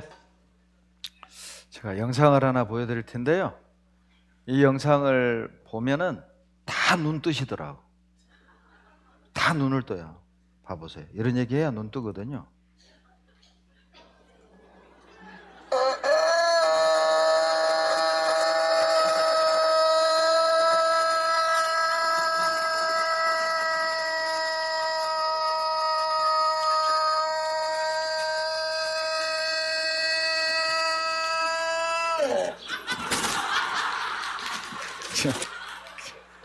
여러분 애꿎은 닭 잡지 말고 눈 떠요. 눈 떠. 예? 하도 그냥 안 일어나니까 그냥. 예. 자, 박수 5번 시작. 3번 시작. 1번 시작. 로마서 1장을 찾겠습니다. 자, 밖에 계신 분들 안으로 안내해 주세요. 로마서 1장 20절입니다. 이제 과학적 증거를 오늘 잠깐 배워보도록 하겠습니다. 로마서 1장 20절. 로마서 1장 20절. 신약성경 240페이지. 다 같이 읽겠습니다. 창세로부터 그의 보이지 아니하는 것들 곧 그의 영원하신 능력과 신성이 그 만드신 만물에 분명히 보여 알게 되나니 그러므로 저희가 핑계치 못할지니라. 자, 화면 보시죠. 여러분, 하나님은 보이지 않아요. 그런데 참 다행인 거는요, 보이진 않지만 여러분 알 수는 있어요. 보이진 않는데 알 수 있는 게 많잖아요. 공기도 보이진 않지만 숨을 쉬어보면 알죠? 전파도 보이진 않지만 TV를 틀어보면 전파가 있는 걸 알게 되잖아요. 하나님은 보이지 않지만 살아계심을 알 수 있는데 뭘 보고 알 수 있느냐? 여러 가지 방법이 있지만 이 시간에는 한 가지만 말씀드릴게요. 그분이 만드신 우주 만물입니다. 우주 만물을 보면은 만드신 분이 있네. 분명히 보세요. 분명히 알 수 있다니까요. 그러니까 나 몰라서 못 믿었는데요. 핑계 못 합니다. 예를 들어 보죠. 여러분, 자, 이 그림 제목이 뭐예요? 예, 모나리자입니다. 어떤 할머니는 모나리자가 화장지인 줄 아는데 원래 이 아줌마 이름이에요. 여러분, 자, 이 모나리자라는 그림이 저절로 생겼어요? 화가가 그렸어요? 왜요? 저절로 생겼지? 화가가 그린 거 봤어요? 대답을 못 하시네. 저절로 생겼나? 이 분위기예요? 여러분, 봐야 합니까? 어떻게 그림이 저절로 생깁니까? 여러분, 누가 이 그림을 그렸죠? 레오나르도 다빈치입니다. 여러분, 결코 그림이 저절로 생길 수 없잖아요. 화가가 있으니까 그림이 존재하는 거죠. 즉, 여러분, 그림을 보면 화가가 있다는 걸 알 수 있듯이 하나님이 만드신 우주 만물을 보면 저절로가 아니라 하나님이 계시구나, 요거 알 수 있다니까요. 우주 만물을 보면. 자, 다 같이 읽겠습니다. 집마다 지은 이가 있으니 만물을 지으신 이는 하나님이시니라. 예, 여러분, 집마다 지은 이가 있잖아요. 저절로 생긴 집이 없습니다. 그와 같이 우주도, 여러분, 우주도 집이죠. 지부 집주잖아요. 큰 집은 하나님이 지으셨어요. 여러분, 벌집 누가 만들었어요? 새집 누가 만들었어요? 개미집 누가 만들었어요? 개집 누가 만들었어요? 개? 사람입니다. 정신 차려요. 그러죠? 여하튼 만드니가 있단 말이에요. 빌딩은 사람이잖아요. 그러면 우주는요? 보세요. 우주보다 더 간단한 벌집이 결코 저절로일 수 없다면, 우주보다 더 간단한 건물이 결코 저절로일 수 없다면 더 복잡한 이 우주도 결코 저절로 이룰 수 없어요. 상식 아닙니까? 그러죠? 이 우주라는 말 자체가 집이란 말입니다. 집주잖아요. 큰 집이라니까. 큰 집. 집마다 지은이가 있어요. 여러분, 자, 이 예쁜 정원 저절로 생긴 거예요? 정원사가 가꿨어요? 봤어요? 안 보고 어떻게 알아요? 그러죠. 질서가 있다는 건 이성적인 존재의 손길이 같다는 증거예요. 안 보고도 알아요. 여러분, 제 헤어스타일 봐봐요. 2대 8로 잘 갈라졌죠? 여러분, 제 머리에 질서가 있다는 건 손길이 갔다는 증거라니까요. 이거 절대 수건 털어서 이 각이 안 나옵니다. 이게요, 손길이 갔다는 증거잖아요. 여러분, 이 정원이 질서가 있다? 이건 저절로인 게 아니에요. 정원사가 갖고 온 거예요. 여러분, 우주가요, 질서란 뜻이 있죠? 우주를 영어로 코스모스라고도 하잖아요. 여러분, 코스모스가 우주란 뜻만 있는 게 아니에요. 질서란 뜻도 있어요. 그러니까 화장하다를 코스메틱이라고 하잖아요. 화장이 뭐예요? 질서 잡는 거예요. 질서. 그러죠? 질서 잡는 거예요. 그러니까 이쁜 여자가 누구냐? 질서를 잘 잡은 여자예요. 막 눈썹을 이렇게 그린다거나 막 입술을 이렇게 그린다거나 완전히 미친 여자죠.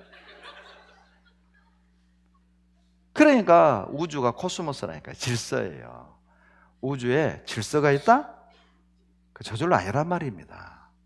이거 봐봐요. 제가 섬기고 있는 평택교회입니다. 이 본당만 2,300평이고요. 요거 사택입니다. 여기 7가구 전도인 6분, 사무장 7명 여기 살아요. 요 5층이 제가 사는 집입니다. 여기가. 여러분, 이게 한 또 3,400평 돼요. 여러분, 이 건물 짓는데도요, 얼마나 복잡한 뭐 구조에 관한 설계도, 뭐 전기에 관한 설계도, 제 서재 이렇게 두꺼운 도면이 3개나 있어요. 저는 봐도 모릅니다. 그냥 기념으로 가지고 있지 얼마나 복잡한지 몰라요. 이 건물 하나 짓더라도 이렇게 엄청난 복잡한 도면이 있어야 된다니까요. 대충 이 건물 올릴 수가 없어요. 여기 바닥에요, 내진 때문에 그 파일이 얼마나 많이 박혀 있는지 몰라요. 여기 봐봐요. 그와 같이 여러분, 사람도 설계에 도가 있다니까요. 설계에 도가 있다는 말은 설계에 자가 있다는 뜻이죠. 사람도 여러분, 우리 몸 안에 DNA라는 설계도가 있어요. 그래서 뭐가 코가 되고 뭐가 눈이 되고 뭐가 손이 될지가 다 저장되어 있다니까요. 그러면 설계에 도가 있다는 말은 설계자가 있다는 뜻이잖아요. 여러분, 그래요. 우리가 학창시절 뭐 기린이 높은 곳에 있는 이파리 따먹다가 목이 길어졌다? 우리 그렇게 생각하잖아요. 원래 길게 나옵니다. 원래 길게 나와요. 그 억지가 어디 있어요? 그런 억지가 원래 길게 돼 있어요, DNA에. 그럼 봐봐요. 자, 선동열 선수가요, 하도 공을 던지니까 오른손이 왼손보다 길어졌어요. 맞아요. 이런 건 가능해요. 그러나 후천적 획득 형질은 그 자식에게 유전된다, 안 된다? 안 된다. 만약에 이게 유전되면 손동열 후손은 계속 길어지겠죠. 손동열 증손자입니다. 말이 되냐고요, 이게. 그러니까 후천적으로 획득된 형질은 유전이 안 돼요. 즉 내장된 정보에 의해서만 유전이 된다. 그러면 봐봐요. 이 DNA 안에 들어있는 정보는 누가 넣냐 말이에요. 보이지 않는 이 정보. 코가 될 거, 눈이 될 거. 이건 누가 정해? 이게 유전된다고요?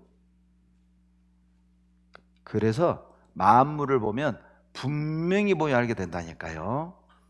여러분, 붕어빵 틀입니다. 여러분, 이 틀로 빵 찍으면 개빵 나와요, 붕어빵 나와요? 좋아요. 1억 년 뒤에 이 틀로 빵 찍으면 붕어빵 나와요, 말빵 나와요? 10억 년 뒤에 빵 찍으면 붕어빵 나와요, 새빵 나와요? 100억 년 뒤에 빵 찍으면 붕어빵 나와요, 개구리빵 나와요? 그거 봐요. 무슨 말이죠? 자, 시간이 지나도 틀은 바뀐다, 안 바뀐다? 바로 이 틀이 DNA입니다. 원숭이 틀, 사람 틀이 달라요. 소틀, 말틀, 개틀이 달라요. 다르다니까요. 아니, 사람은 원숭이가 똘 뽑혀서 사람 됐다고 그렇게 계속 설명을 하고, 수박은 뭐가 진화돼서 수박 됐어요? 호박이? 호박에다 줄 그어가지고 수박 된 거예요? 말 같지도 않은 말이죠. 장미는 그러면 뭐가 진화됐어요? 코끼리는 뭐가 진화됐어요? 코뿔소는 뭐가 진화됐어요? 원래 그렇게 만들어서 하나요? 원래. 예? 아니 털이 있는 원숭이 있고 털 다 빠진 사람이 있다면 반 빠진 것도 있어야 될 거 아니에요. 그러죠? 근데 원숭이 있고 사람만 있지 중간 형태는 없다. 이거 봐봐요. 이건 진화론자가 한 말입니다. 콜린 패터슨이 한 말이죠. 나는 20년 이상 진화론의 증거를 찾고자 했지만 내가 찾은 것은 하나도 없었다. 많은 진화 생물학자들에게 증거를 제시해보라고 했지만 그들도 할 수 없었다. 진화론은 과학적인 이론이 아니라 그것은 뭐예요? 신념체계다. 그냥 믿어버리는 거예요. 믿음. 과학이 아니라. 실험하고 증명할 수 있는 분야가 아닙니다. 믿음의 분야죠. 그러니까 여러분, 뭐 창조는 종교고 진화는 과학이고 학교 선생님이 말하면 과학이고 목사가 말하면 종교입니까? 아닙니다. 진화도 믿음, 창조도 믿음이요. 믿음의 문제라니까요. 믿음의 문제라면 뭘 선택할 것이냐? 사실을 근거로 결정하라. 사실을 근거로 선택하라. 그래서 팩트체크하란 말이에요. 이거 봐봐요. 다 같이 읽겠습니다. 너희는 눈을 높이 들어 누가 이 모든 것을 창조하였나? 보라. 예. 눈을 높이 들어. 관심 가져라 그 말이에요. 집중하라 그 말이에요. 마음을 열고 들어봐라 그 말이에요. 그러면 창조했구나. 이 보라라는 이 말이요. 확인하라 그 뜻이라니까요. 확인해 보면 아 창조됐구나. 아 하나님이 만드셨구나. 하나의 답에 도달합니다. 여러분 이분은 누구냐? 앤토니 플루라는 유명한 무신론자입니다. 이분이 27살에 옥스퍼드에서요 신학과 위증성이라는 책을 썼어요. 이것은 무신론자들의 교과서입니다. 교회 다니던 사람도 이 책을 읽으면 하나님 안 믿어버려. 그렇게 책을 잘 썼어요. 하나님 없다로. 그런데 최근에 2004년에 이분이 돌아가셨거든요. 그는 유신론 조술의 화제에 올랐다. 신은 있다라는 책을 썼어요. 이 책입니다. There is God. 신은 존재한다. 이 책 마지막 한 권 있는 거 형제가 사서 저에게 선물로 보내왔어요. 이 책 내용이 뭔지 아세요? 왜 무신론자였던 이 앤토니 플루라는 이 학자가 돌아가시기 전에 하나님을 믿게 됐는가? 이유를 두 가지로 말합니다. 우주의 완전한 복잡성 뒤에 하나의 지성이 존재한다. 우주를 연구해 보면 이 딱 정해진 상수 있잖아요. 중력 상수라든가 물리 상수들, 이 값을 누가 정했냔 말이에요. 법칙들 있잖아요. 뉴턴의 법칙, 만유인력의 법칙. 이 법칙을 누가 정했냔 말이에요. 불변의 진리를. 그러면 법칙을 정한 어떤 존재가 있지 않겠냐? 그리고 두 번째, 우주보다 훨씬 더 복잡한 생물체들의 완전한 복잡성. 어떤 학자는 말합니다. 길거리에 있는 나뭇잎 속에 우주가 들어있다 라고 말할 정도로 복잡합니다. 신은 존재한다. 하나님을 믿고 돌아가셨어요. 여러분 이 책 내용 중에 재밌는 게 있습니다. 바로 휴가 시나리오라는 거예요. 휴가 시나리오. 내용이 이거예요. 어떤 사람이 여행을 가서 호텔에 딱 들어갔어요. 문을 열고 깜짝 놀란 거예요. 벽지가 내가 좋아하는 벽지, 커튼이 내가 좋아하는 커튼, 침대포가 내가 좋아하는 침대포, TV를 틀었더니 내가 좋아하는 채널, 음악을 틀었더니 내가 좋아하는 음악, 잡지가 내가 좋아하는 잡지, 과자가 냉장고에 있더니 내가 좋아하는 음료수, 내가 좋아하는 아이스크림, 내가 좋아하는 과자, 화장실에 들어갔더니 내가 좋아하는 샴푸, 내가 좋아하는 린스예요. 내가 좋아하는 비누를 갖다 놨어요. 자, 이것을 근거로 하나의 사실을 도출해낼 수 있어요. 뭘 알 수 있죠? 내가 올 줄 알고 있었다.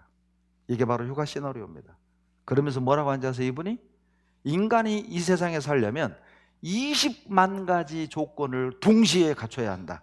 예를 들면 다 있는데 산소가 없다. 살아요 못 살아요? 다 있는데 물이 없다. 살아요 못 살아요? 다 있는데 태양이 없다. 살아요 못 살아요? 거 봐요. 20만 가지가 동시에 존재해야 돼. 이건 뭘 의미하죠?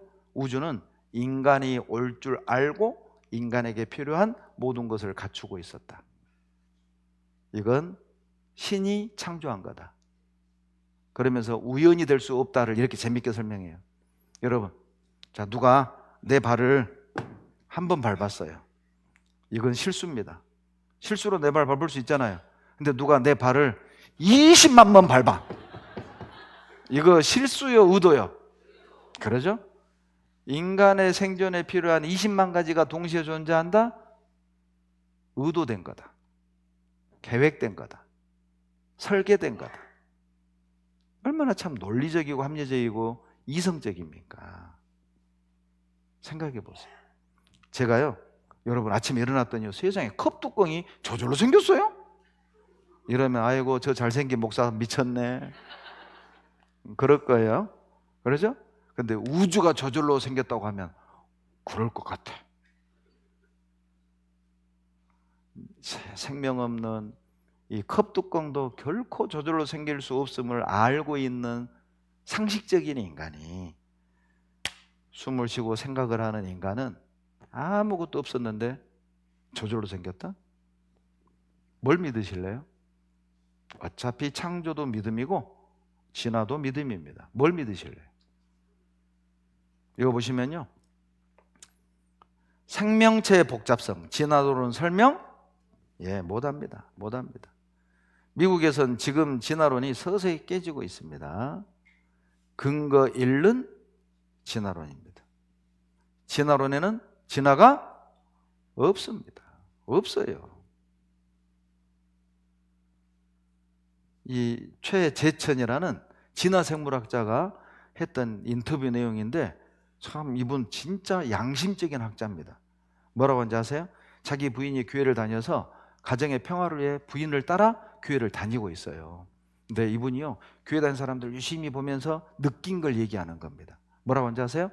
우리 같은 진화 생물학자는 인생의 목적이 없다. 그냥 유전자 활동일 뿐이다. 그냥 있어져서 있고 살아가니까 사는 거지 목적도 없고 의미도 없다. 그냥 유전자의 활동일 뿐. 그런데 교회 다니는 사람들 보면 나보다 더 가난하고 나 같으면 우울증 걸리고 자살할 상황인데도 찬양하고 그것을 견디는 분명한 삶의 목적을 갖고 사는 저 사람들은 이건 과학으로 설명할 수 없는 분야다. 실존하는 걸 보면 무시할 수 없다. 진짜 양심적인 학자죠? 들어보세요. 내가 여기 왜 있는가? 인류는 여기 왜 있는가? 이거에 대해서 혹시 답을 찾으셨나? 못 찾았습니다. 저는 삶의 목적이 없습니다. 우리 진화생물학자들에게는 소리 좀 삶의 켜주세요. 의미가 사실상 없어요. 유전자의 활동으로 그냥 벌어지는 일이지, 그러나 삶의 목적을 또렷하게 갖고 계시는 분들을 보고 삽니다. 독실한 기독교인과 결혼을 해서 지금 몇십 년 동안 교회를 다닙니다. 정말 진지하게 이 세계는 뭘까 하는 거를 저는 사실은 공부하거든요. 설교 들으면서 열심히 성역책도 뒤적거리고 보면 그분들은 너무너무 힘든 상황인데도 하느님을 붙들고 때로는 너무 행복해 보이는 그런 모습을 가끔 보면은 저건 뭐지? 이러면서도 종종 감동을 받죠. 그걸 과학자의 관점에서 일축해버리는 거는 그렇게 바람직한 태도는 아닐 것 같다. 여러분 진짜 남자들은 좀 이런 멋진 남편이 돼야 됩니다. 그러죠? 자기는 교회 안 다니고 아내가 교회 다닌다고 무조건 못 가게 할 게 아니라 한번 가보고 공부도 해보고, 그리고 참 이분은요 학자적 관점에서 자기는 진화생물학자이기 때문에 인생의 목적도 없고 그냥 유전자 활동일 뿐이기 때문에 살아가는 것뿐. 그런데 저 사람들은 목적이 있고 저 자식이 먼저 죽고 재산을 잃고 모슬병에 걸렸는데도 감사해하고 행복해하는 건 저건 뭐지? 저런 실존하는 현상을 과학적 관점에서 검증할 수 없다 하여 덮어버리는 것, 무시하는 것, 그건 아닌 것 같다. 나는 지금도 공부하고 있다. 이분은 만날 겁니다. 아마 답을 얻게 될 겁니다. 공부하는 사람은 반드시 답을 하나님이 주셔요. 그러니 여러분 들어보세요. 그러면 증거가 있구나 알 수 있어요. 증거를 하나 보여드릴게요. 욥기 39장 12절을 찾습니다.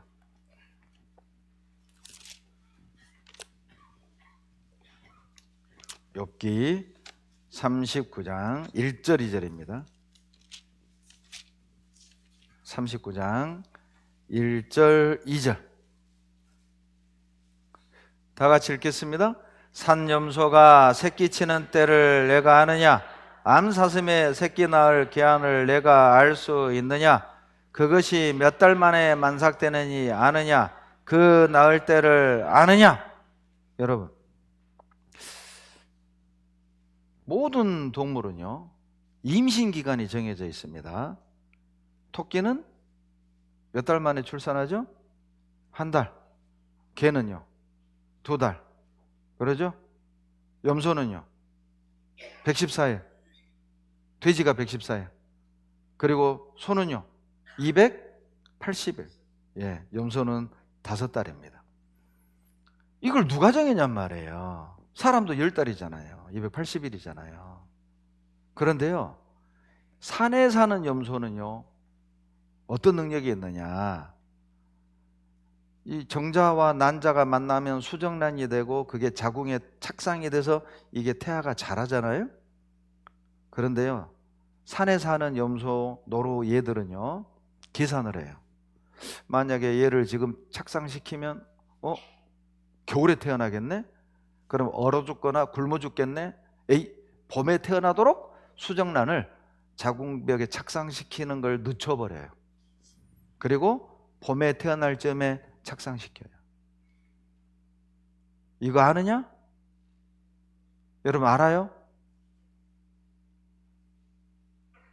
제가요, 큰애가 생일이 6월 9일입니다.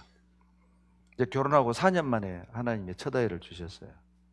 그리고 또 3년 만에 둘째를 또 가졌어요.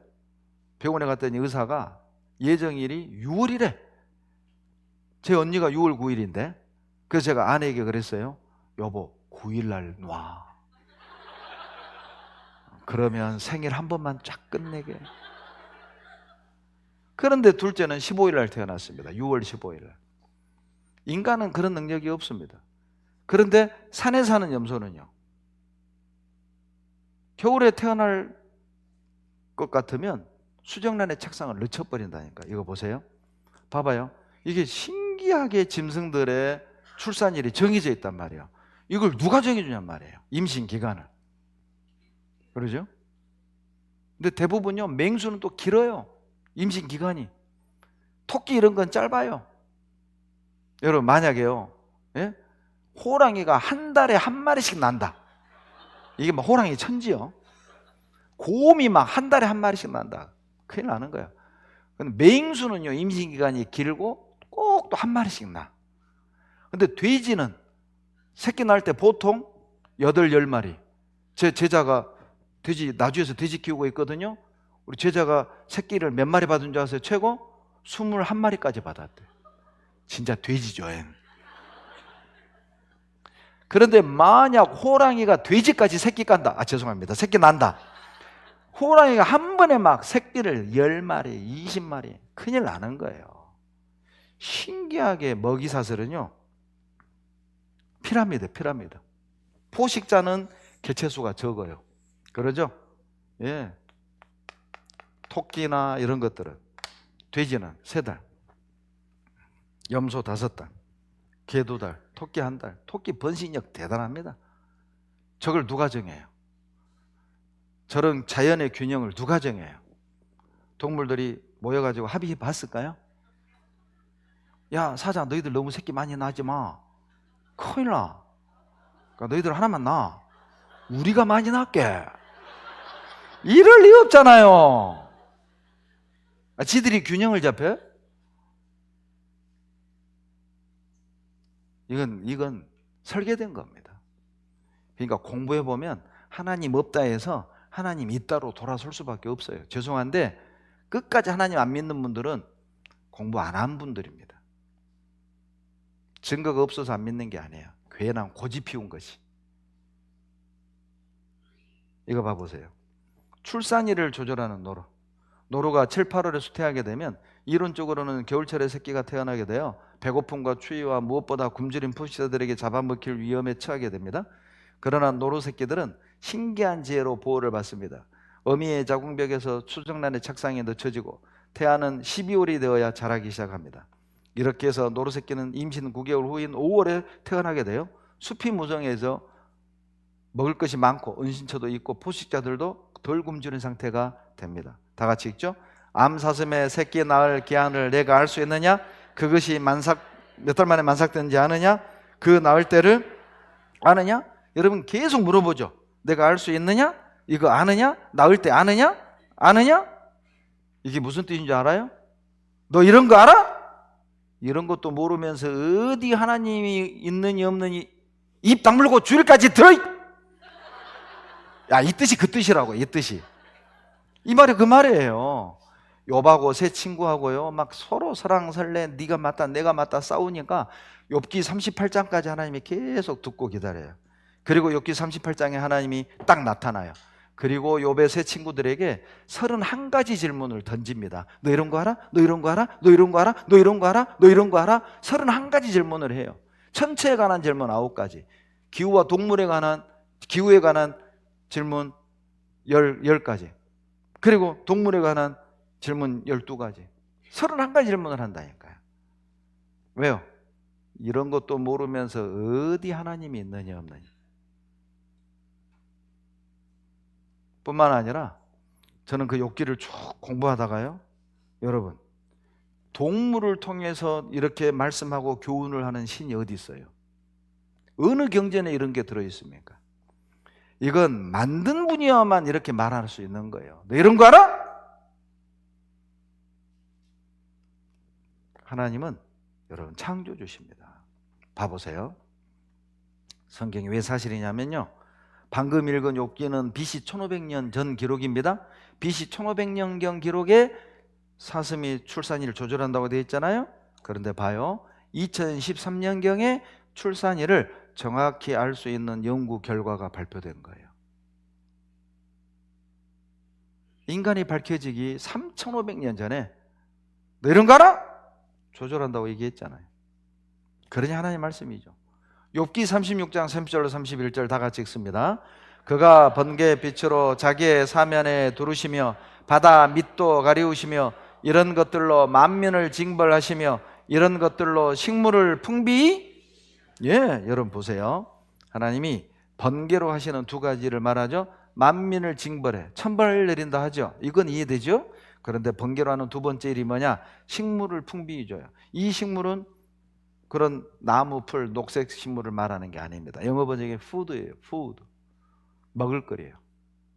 여러분, 번개하고 먹을거리하고 무슨 연관성이 있습니까? 시골에서 농사 짓는 분들은 압니다. 보세요. 95년 신문이죠. 번개는 생명체의 최대 질소원입니다. 번개가 뻥칠 때 연간 10억 톤 질산을 고정화시켜요. 여러분, 질산 비료는 식물을 자라게 하는 비료입니다. 그러니까 들에 산에 농사꾼이 비료를 안 주는데도 나무, 풀 잘 자라는 거 봐요. 그리고 봐봐요. 공기 중에 질소, 산소가 있죠. 번개가 뻥치면 일산화질소, 번개가 뻥치면 이산화질소, 그리고 빗물에 녹아 질산이 땅에 내려요.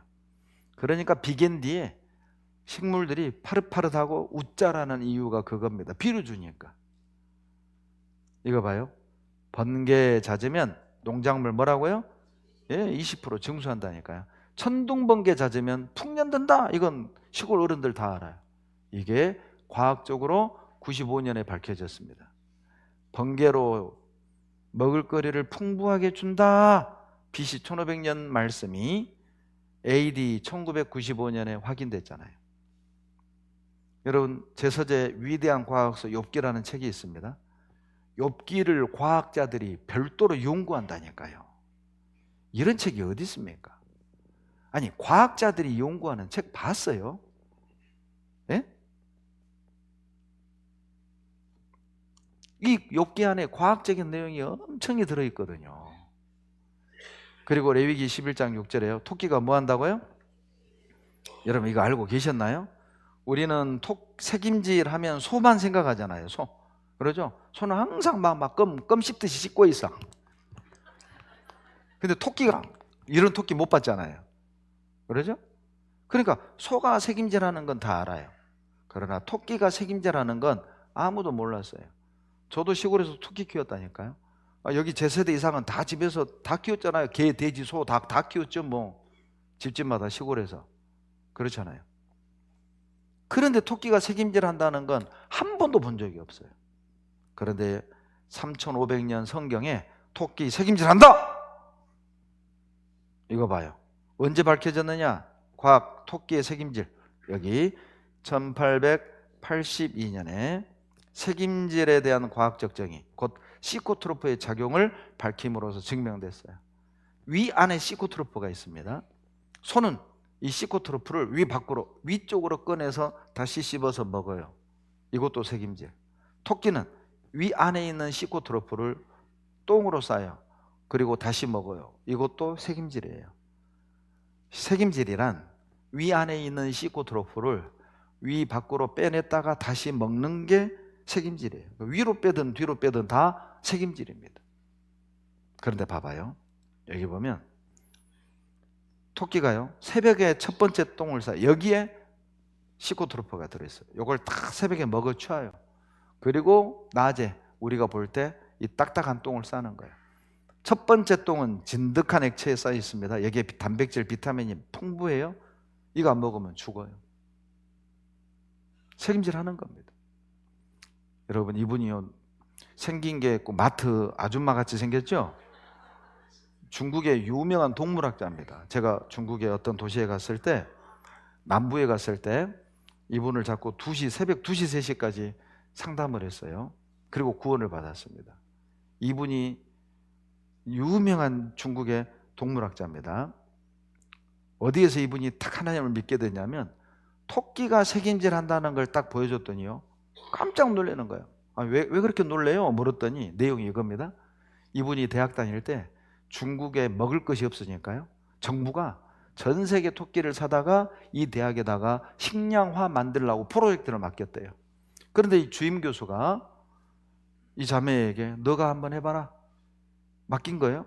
그러니까 이분이 청소하기 좋게 토끼장을 새장처럼 만들어서 오줌 똥이 아래로 톡 떨어지면 이것만 탁 빼가지고 털면 되게끔 이렇게 만든 거라.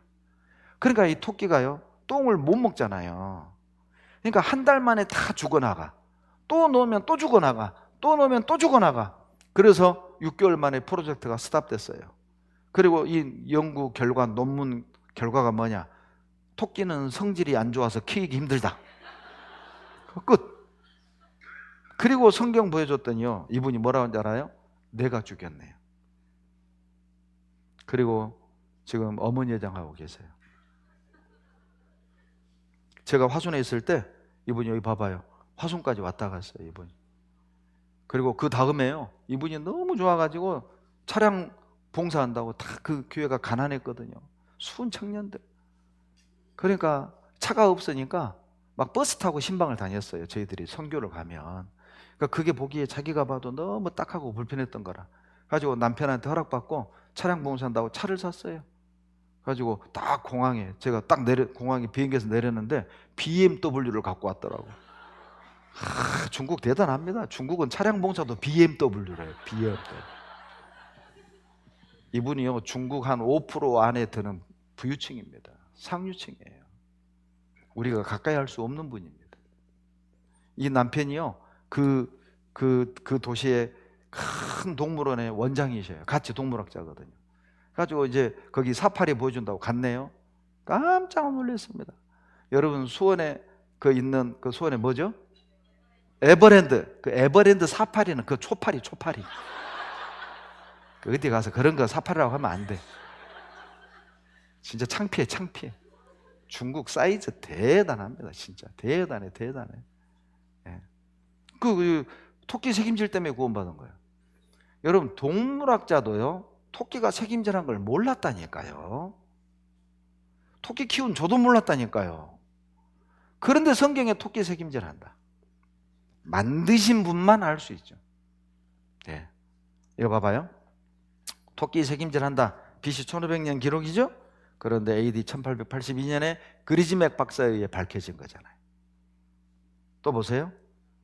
대대로 창세기 17장 12절 대대로 남자는 집에서 난 자나 혹 너희 자손이 아니요 이방 사람에게서 돈으로 산 자를 물어하고 난 지 며칠 만에? 8일 만에 뭘 하라? 할례를 받을 자라. 이 할례가 뭐냐? 남자들만 하는 그 포경수술을 말하는 거예요. 누가 그러더라고. 포경수술 할례 말례 해서 할례가 됐대. 웃자고 한 얘기입니다. 또 그런가 하지 말아요. 이거 화면 봐봐요. 자, 여러분, 요 아들 키우신 부모님들 얘기해봐요. 이 포경수술 언제 주는 게 제일 좋아요? 모르잖아요. 그러죠? 아들을 넷이나 키운 사람도 몰라. 우리 어머니는 아들을 5 키웠는데도 몰라. 태어난 지 8일 만에 해야 됩니다. 앞으로 아들 낳으실 분들 있잖아요. 8일 만에 하세요. 8일 만에. 제일 좋아요. 왜?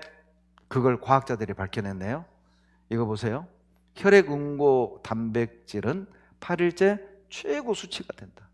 여러분 상처가 나면 피가 흐르고 시간 지나면 딱지가 생기죠.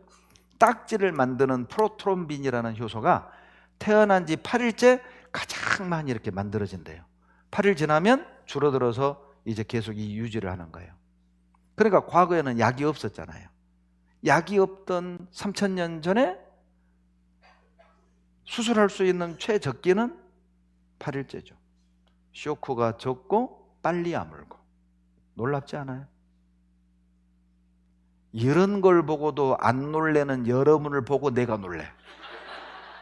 얼마나 놀랍잖아요. 아니, 생각해봐요. 신기 안 합니까? 저는요, 구원받은 지 36년 됐는데 말씀 전할 때마다 신기해. 어쩜 이런 내용이 있냐? 어쩜 이런 내용을 듣고도 안 놀래냐? 막 느낌이요, 막 답답해. 막 설교하다가도 막 속이 답답해. 막 이런 내용을 듣고도 안 놀래고 이런 내용을 듣고도 막 계속 나한테 인사만 하고 있고. 인사 좀 그만해요, 제발. 막 속이 터져. 이 엄청난 내용인데, 이게 엄청난 내용이잖아요, 지금. 생각해봐요. 이게 과학책에나 있을 내용이잖아요. 아니, 성경이 단순한 경전이면 죄 짓지 마라, 착하게 살아라, 헌금 잘 내라면 끝나죠. 생각해봐요. 왜 이런 걸 기록했느냐? 신명기 18장 20절 21절 답이죠? 에이, 성경이 하나님의 말씀이지 우리가 어떻게 알아? 그래? 그 말에 증거도 없고 성취함도 없으면 여호와 이르신 말씀이 아니니 두려워 말라. 그거 증거하려고 기록하신 거예요. 두려워하라고. 이거 봐보세요. 하나님의 처방 할례의 비밀. 유대인 안에 자국함 극히 적어. 8일째 혈액응고인자 최고입니다. 그러니까 8일째 수술하는 게 최고. 여러분 8일 만에 할례하라. 창세기는 BC 1500년 말씀. 그것이 밝혀진 건 1946년 홀트 박사에 의해서입니다. 인간이 과학적으로 밝히기 3500년 전에 미리 써놨다니까요. 인간이 이렇게 밝혀내기 전에 3500년 전에 미리 다 써놨잖아요. 또 하나 다 같이 읽겠습니다. 공중의 새와 바다의 어족과 해로에 다니는 것이니이다. 뭐 저도 고향이 한평이지만 한평이 바닷가잖아요. 한평 새발낙지 유명하죠. 그런데 저는 읍내 사람이라 뭐 바닷가 뭐 가본 게 별로 없어요. 제가 바다를 별로 안 좋아해가지고. 군산도 바닷가잖아요. 여러분 바다에 길 있는 거 알고 있었어요? 그래도 여러분은 다른 사람보다 바다를 좀 더 많이 볼 거 아니에요. 그 길 보이던가요? 와, 길이다. 그분 병원 가야 됩니다. 근데 길이 있다니까요, 그 속에. 배가요, 여러분, 그냥 무조건 가는 게 아니에요. 해양 지도에 따라가요. 그러니까 그 해양 지도에 따라 물의 흐름을 따라가야 단시간에 빨리 가요. 안전하게 가요. 이 해로가 바닷길이란 뜻이에요. 이걸 누가 발견했느냐? 매튜 몰이라고도 하고 마울이라고도 읽어요. 이분이요, 시편을 읽다가 8편 8절 회로가 있다고? 회로가 있다고? 찾은 거예요. 이분 비석입니다. 버지니아주 고센에 있는 마우리의 비석에는 다음과 같은 글이 쓰여 있습니다. 회로 발견자인 그는 대양과 바다로부터 처음으로 그 법칙을 찾아낸 천재. 이 천재가 어떻게 회로를 찾아냈느냐? 성경의 시편 8편 8절 보다가. 그리고 이 동상은 리치몬드에 있어요. 제가 남버지니아에 한 달 살다 왔거든요. 남버지니아에서 워싱턴 DC로 오다 보면 딱 중간에 리치몬드가 있습니다. 여기에요. 제가 우리 남버지니아 교회가 여기 있어요. 제가 여기 한 달 선교하고 왔거든요. 지나가는데 형제들이 여기가 리치몬드래. 저는 알거든요. 리치몬드에 마오리 동상 있잖아요. 가봅시다. 고속도로에서 내려왔는데 그대로 있더라고. 그래서 사진 찍었어요. 여기가 워싱턴 DC입니다. 여기서 비행기 타고 한국으로 돌아왔어요. 보세요. 우리 자매, 우리 두 딸. 벌써 이게 18년 전이네요. 이거 봐요. 이거 이 사람이요. 모리, 패스파인더 오브 더 씨, 바다의 개척자, 발견자. 마우리, 천재. 성경 보다가. 여러분, 바닷길 찾아낸 걸 우리는 천재라고 안 하잖아요. 대단한 발견이라고도 생각 안 하잖아요. 왜? 모르니까. 여러분, 사람이요, 좀 놀리려면 뭘 알아야 놀랍니다. 아무것도 모르잖아요. 눈만 끔뻑. 진짜. 네, 봐봐요. 자, 바다에 길이 있다? BC 1000년경 기록이라니까요. 그런데 2855년 뒤에 매튜 모리가 발견한 거예요. 먼저 기록해 놓고 수천 년 뒤에 다 발견하고 찾아낸 거 보세요. 그러니 하나님 말씀이죠. 말씀. 자, 이거 한번 봐보세요. 요거 하나 보여드릴게요. 영상 하나.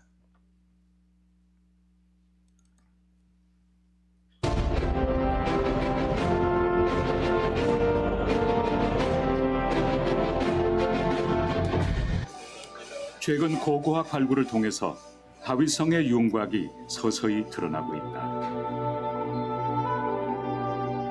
이스라엘의 가장 위대한 왕으로 꼽히는 다윗 왕의 실체가 확인되고 있는 것이다. 성경 내용과 고고학 발굴에 의해 다윗성의 왕궁, 기혼샘, 그리고 성전의 위치가 확인됐다. 이처럼 고고학 발굴은 성경 이야기에 생명을 불어넣는 마중물과 같은 중요한 작업이다.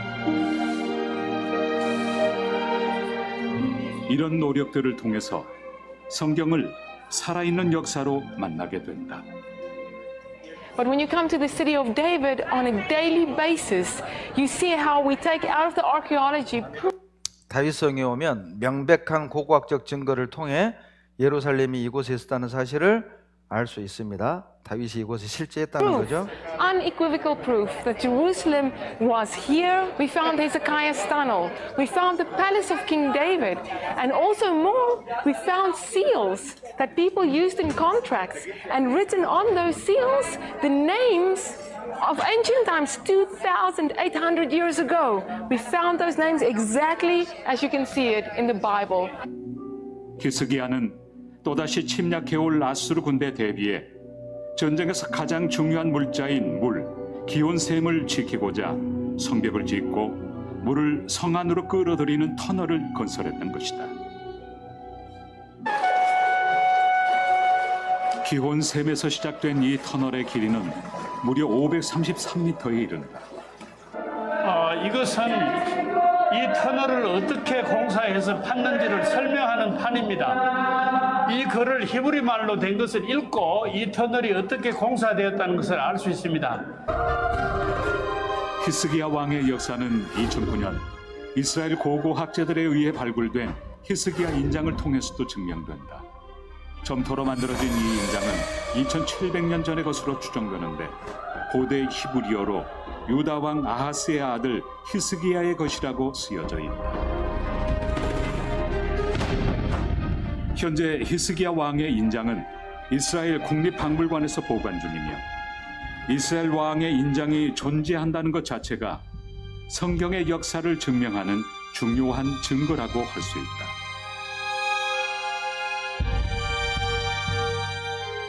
이스라엘은 성경이 사실임을 오늘도 말없이 외치고 있다. 성경은 사실이죠. 이거 보시죠. 여러분, 살인 사건이 딱 터지잖아요. 그럼 이제 과학수사대가 먼저 현장을 보존합니다. 모든 증거를 수집하잖아요. 지문도 채취하고 말이죠. 그리고 족적도 찾아내는 거예요. 그래서 이렇게 이걸 족적이라고 합니다. 그리고 막 머리카락도 수집해서 DNA 분석해가지고 어때요? 그 많은 증거를 종합해서 범인을 특정하잖아요. 그래서 이 범인을 딱 잡았네요. 내가 사람 죽이는 거 당신이 봤어? 그 자리에 너의 혈흔, 너의 지문, 너의 족적, 너의 머리카락 다 나왔다. 꼼짝 말하잖아요. 직접 봐야만 범인을 잡는 게 아니에요. 증거를 수집해서 범인을 찾듯이 하나님을 직접 봐야 믿는 게 아니라 하나님이 주신 많은 증거들을 수집해 보면 그분이 존재한다는 한 가지 사실에 도달하는 겁니다. 여러분, 이순신 장군 믿는 것보다 하나님 믿는 게 훨씬 쉽습니다. 왜요? 이순신 장군의 실존적 증거보다 하나님의 실존적 증거가 훨씬 더 많다니까요. 왜 안 믿습니까? 여러분, 증거가 부족해서 안 믿는 분 계십니까? 아니요. 도덕적인 결단을 하기 싫은 거예요. 교회 가기 싫은 거예요, 그냥. 어떤 분은 교회 다니는 사람한테 막 돈 잃고, 어떤 분은 막 목사한테 사기당하고, 그런 막 안 좋은 기억 때문에 괜히 편견. 알아보지도 않는 겁니다. 여기에요. 증거가 부족해서 안 믿는 사람 없습니다. 끝까지 들어보십시오. 전도하다 보면 내가 오늘 하루만 들어줄게. 꼭 이런 분 계셔요. 저도 그랬다니까요. 자, 그분들에게 드리는 말씀입니다. 다 같이 잠언 18장 13절 같이 읽습니다. 사연을 듣기 전에 대답하는 자는 미련하여 욕을. 여러분, 사연을 끝까지 들어보기도 전에 나 다 알아. 꼭 그런 분 계시죠? 그거 욕먹을 짓입니다.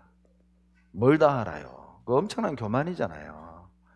여러분, 예를 들면요, 춘향전 있잖아요. 춘향전을 쭉 읽다가요, 이도령이가 춘향이 버리고 한양으로 올라간 데까지만 읽고 책을 딱 덮으면 이분은 오해합니다. 이도령 이놈 진짜 나쁜 놈이네. 성춘향이 뭐 단물씀을 다 빼먹고 버리고 가? 이 나쁜 놈이네. 끝까지 안 읽고 서울 올라가는 데만 딱 읽고 덮어버리면 이도령이 오해받는다니까요.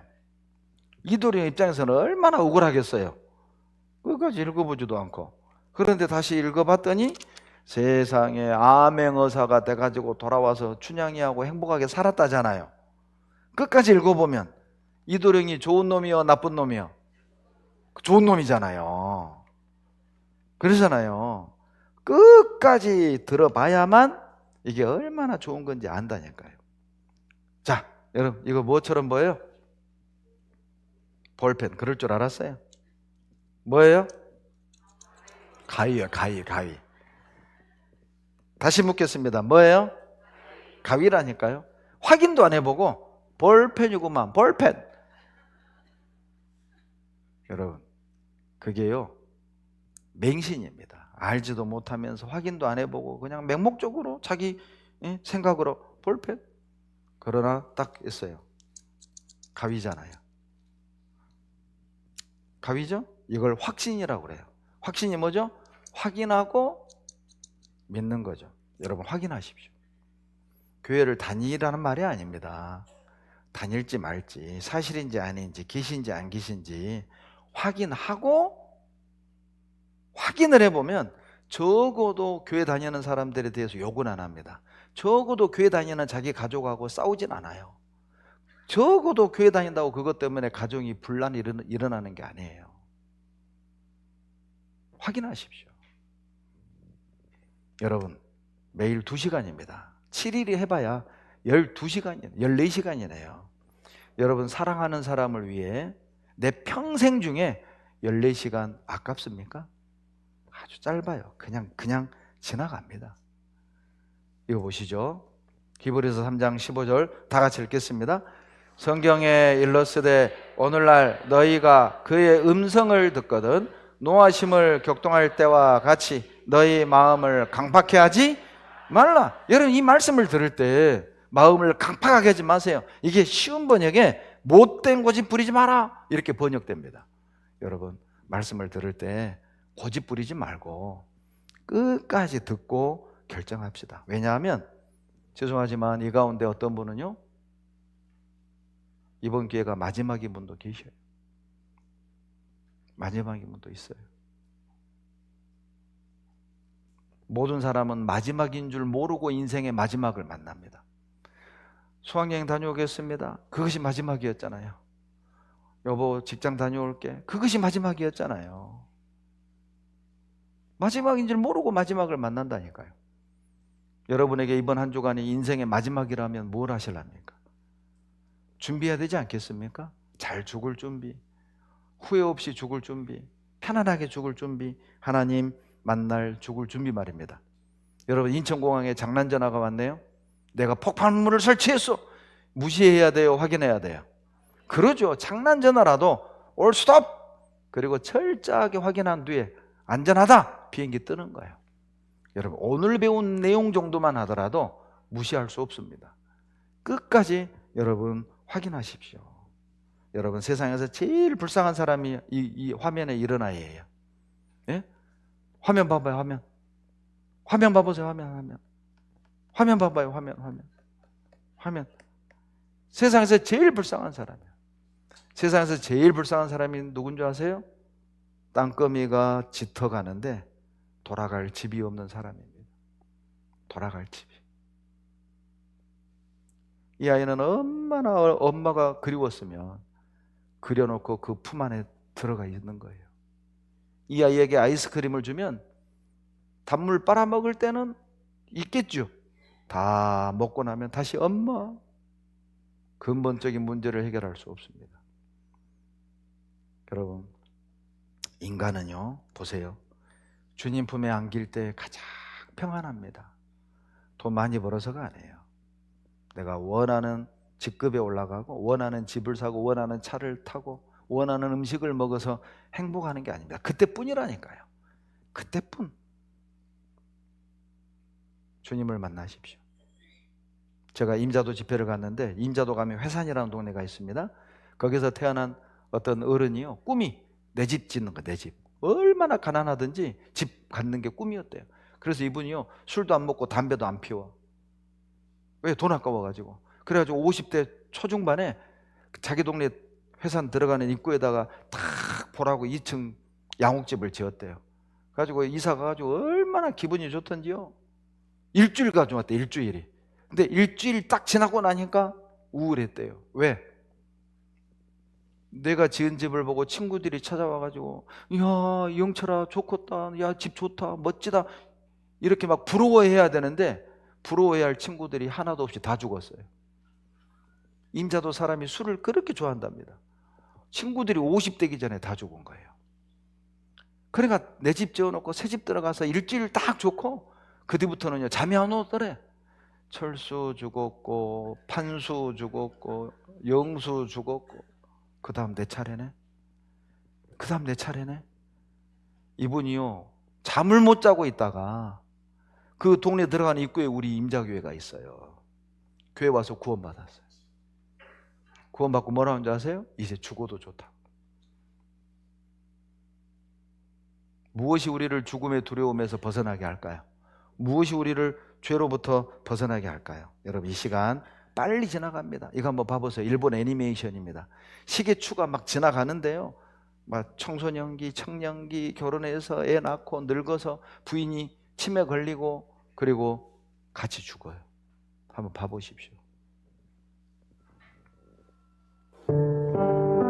지금도 시간은 가고 있습니다. 시간이 우리를 어디로 데려가고 있습니다. 도대체 시간은 나를 어디로 데려가는 겁니까? 우리 어디로 가고 있는 겁니까? 보이지 않는 시간을 타고 우리는 가고 있다니까요. 어디로 가고 있습니까? 길을 알고 갑시다. 종교인이 되라는 뜻이 아니잖아요. 우리 모두가 풀어야 할 문제입니다. 그 답이 성경에 있습니다. 끝까지 들어봅시다. 기도하겠습니다. 하나님, 도와주시옵소서. 우리 가운데 한 사람도 하나님의 초대를 거절하지 않게 도와주시옵소서. 끝까지 듣고 올바른 선택을 할 수 있도록, 후회하지 않는 선택을 할 수 있도록 인도해 주시옵소서. 예수님 이름으로 감사하며 기도드렸습니다. 아멘.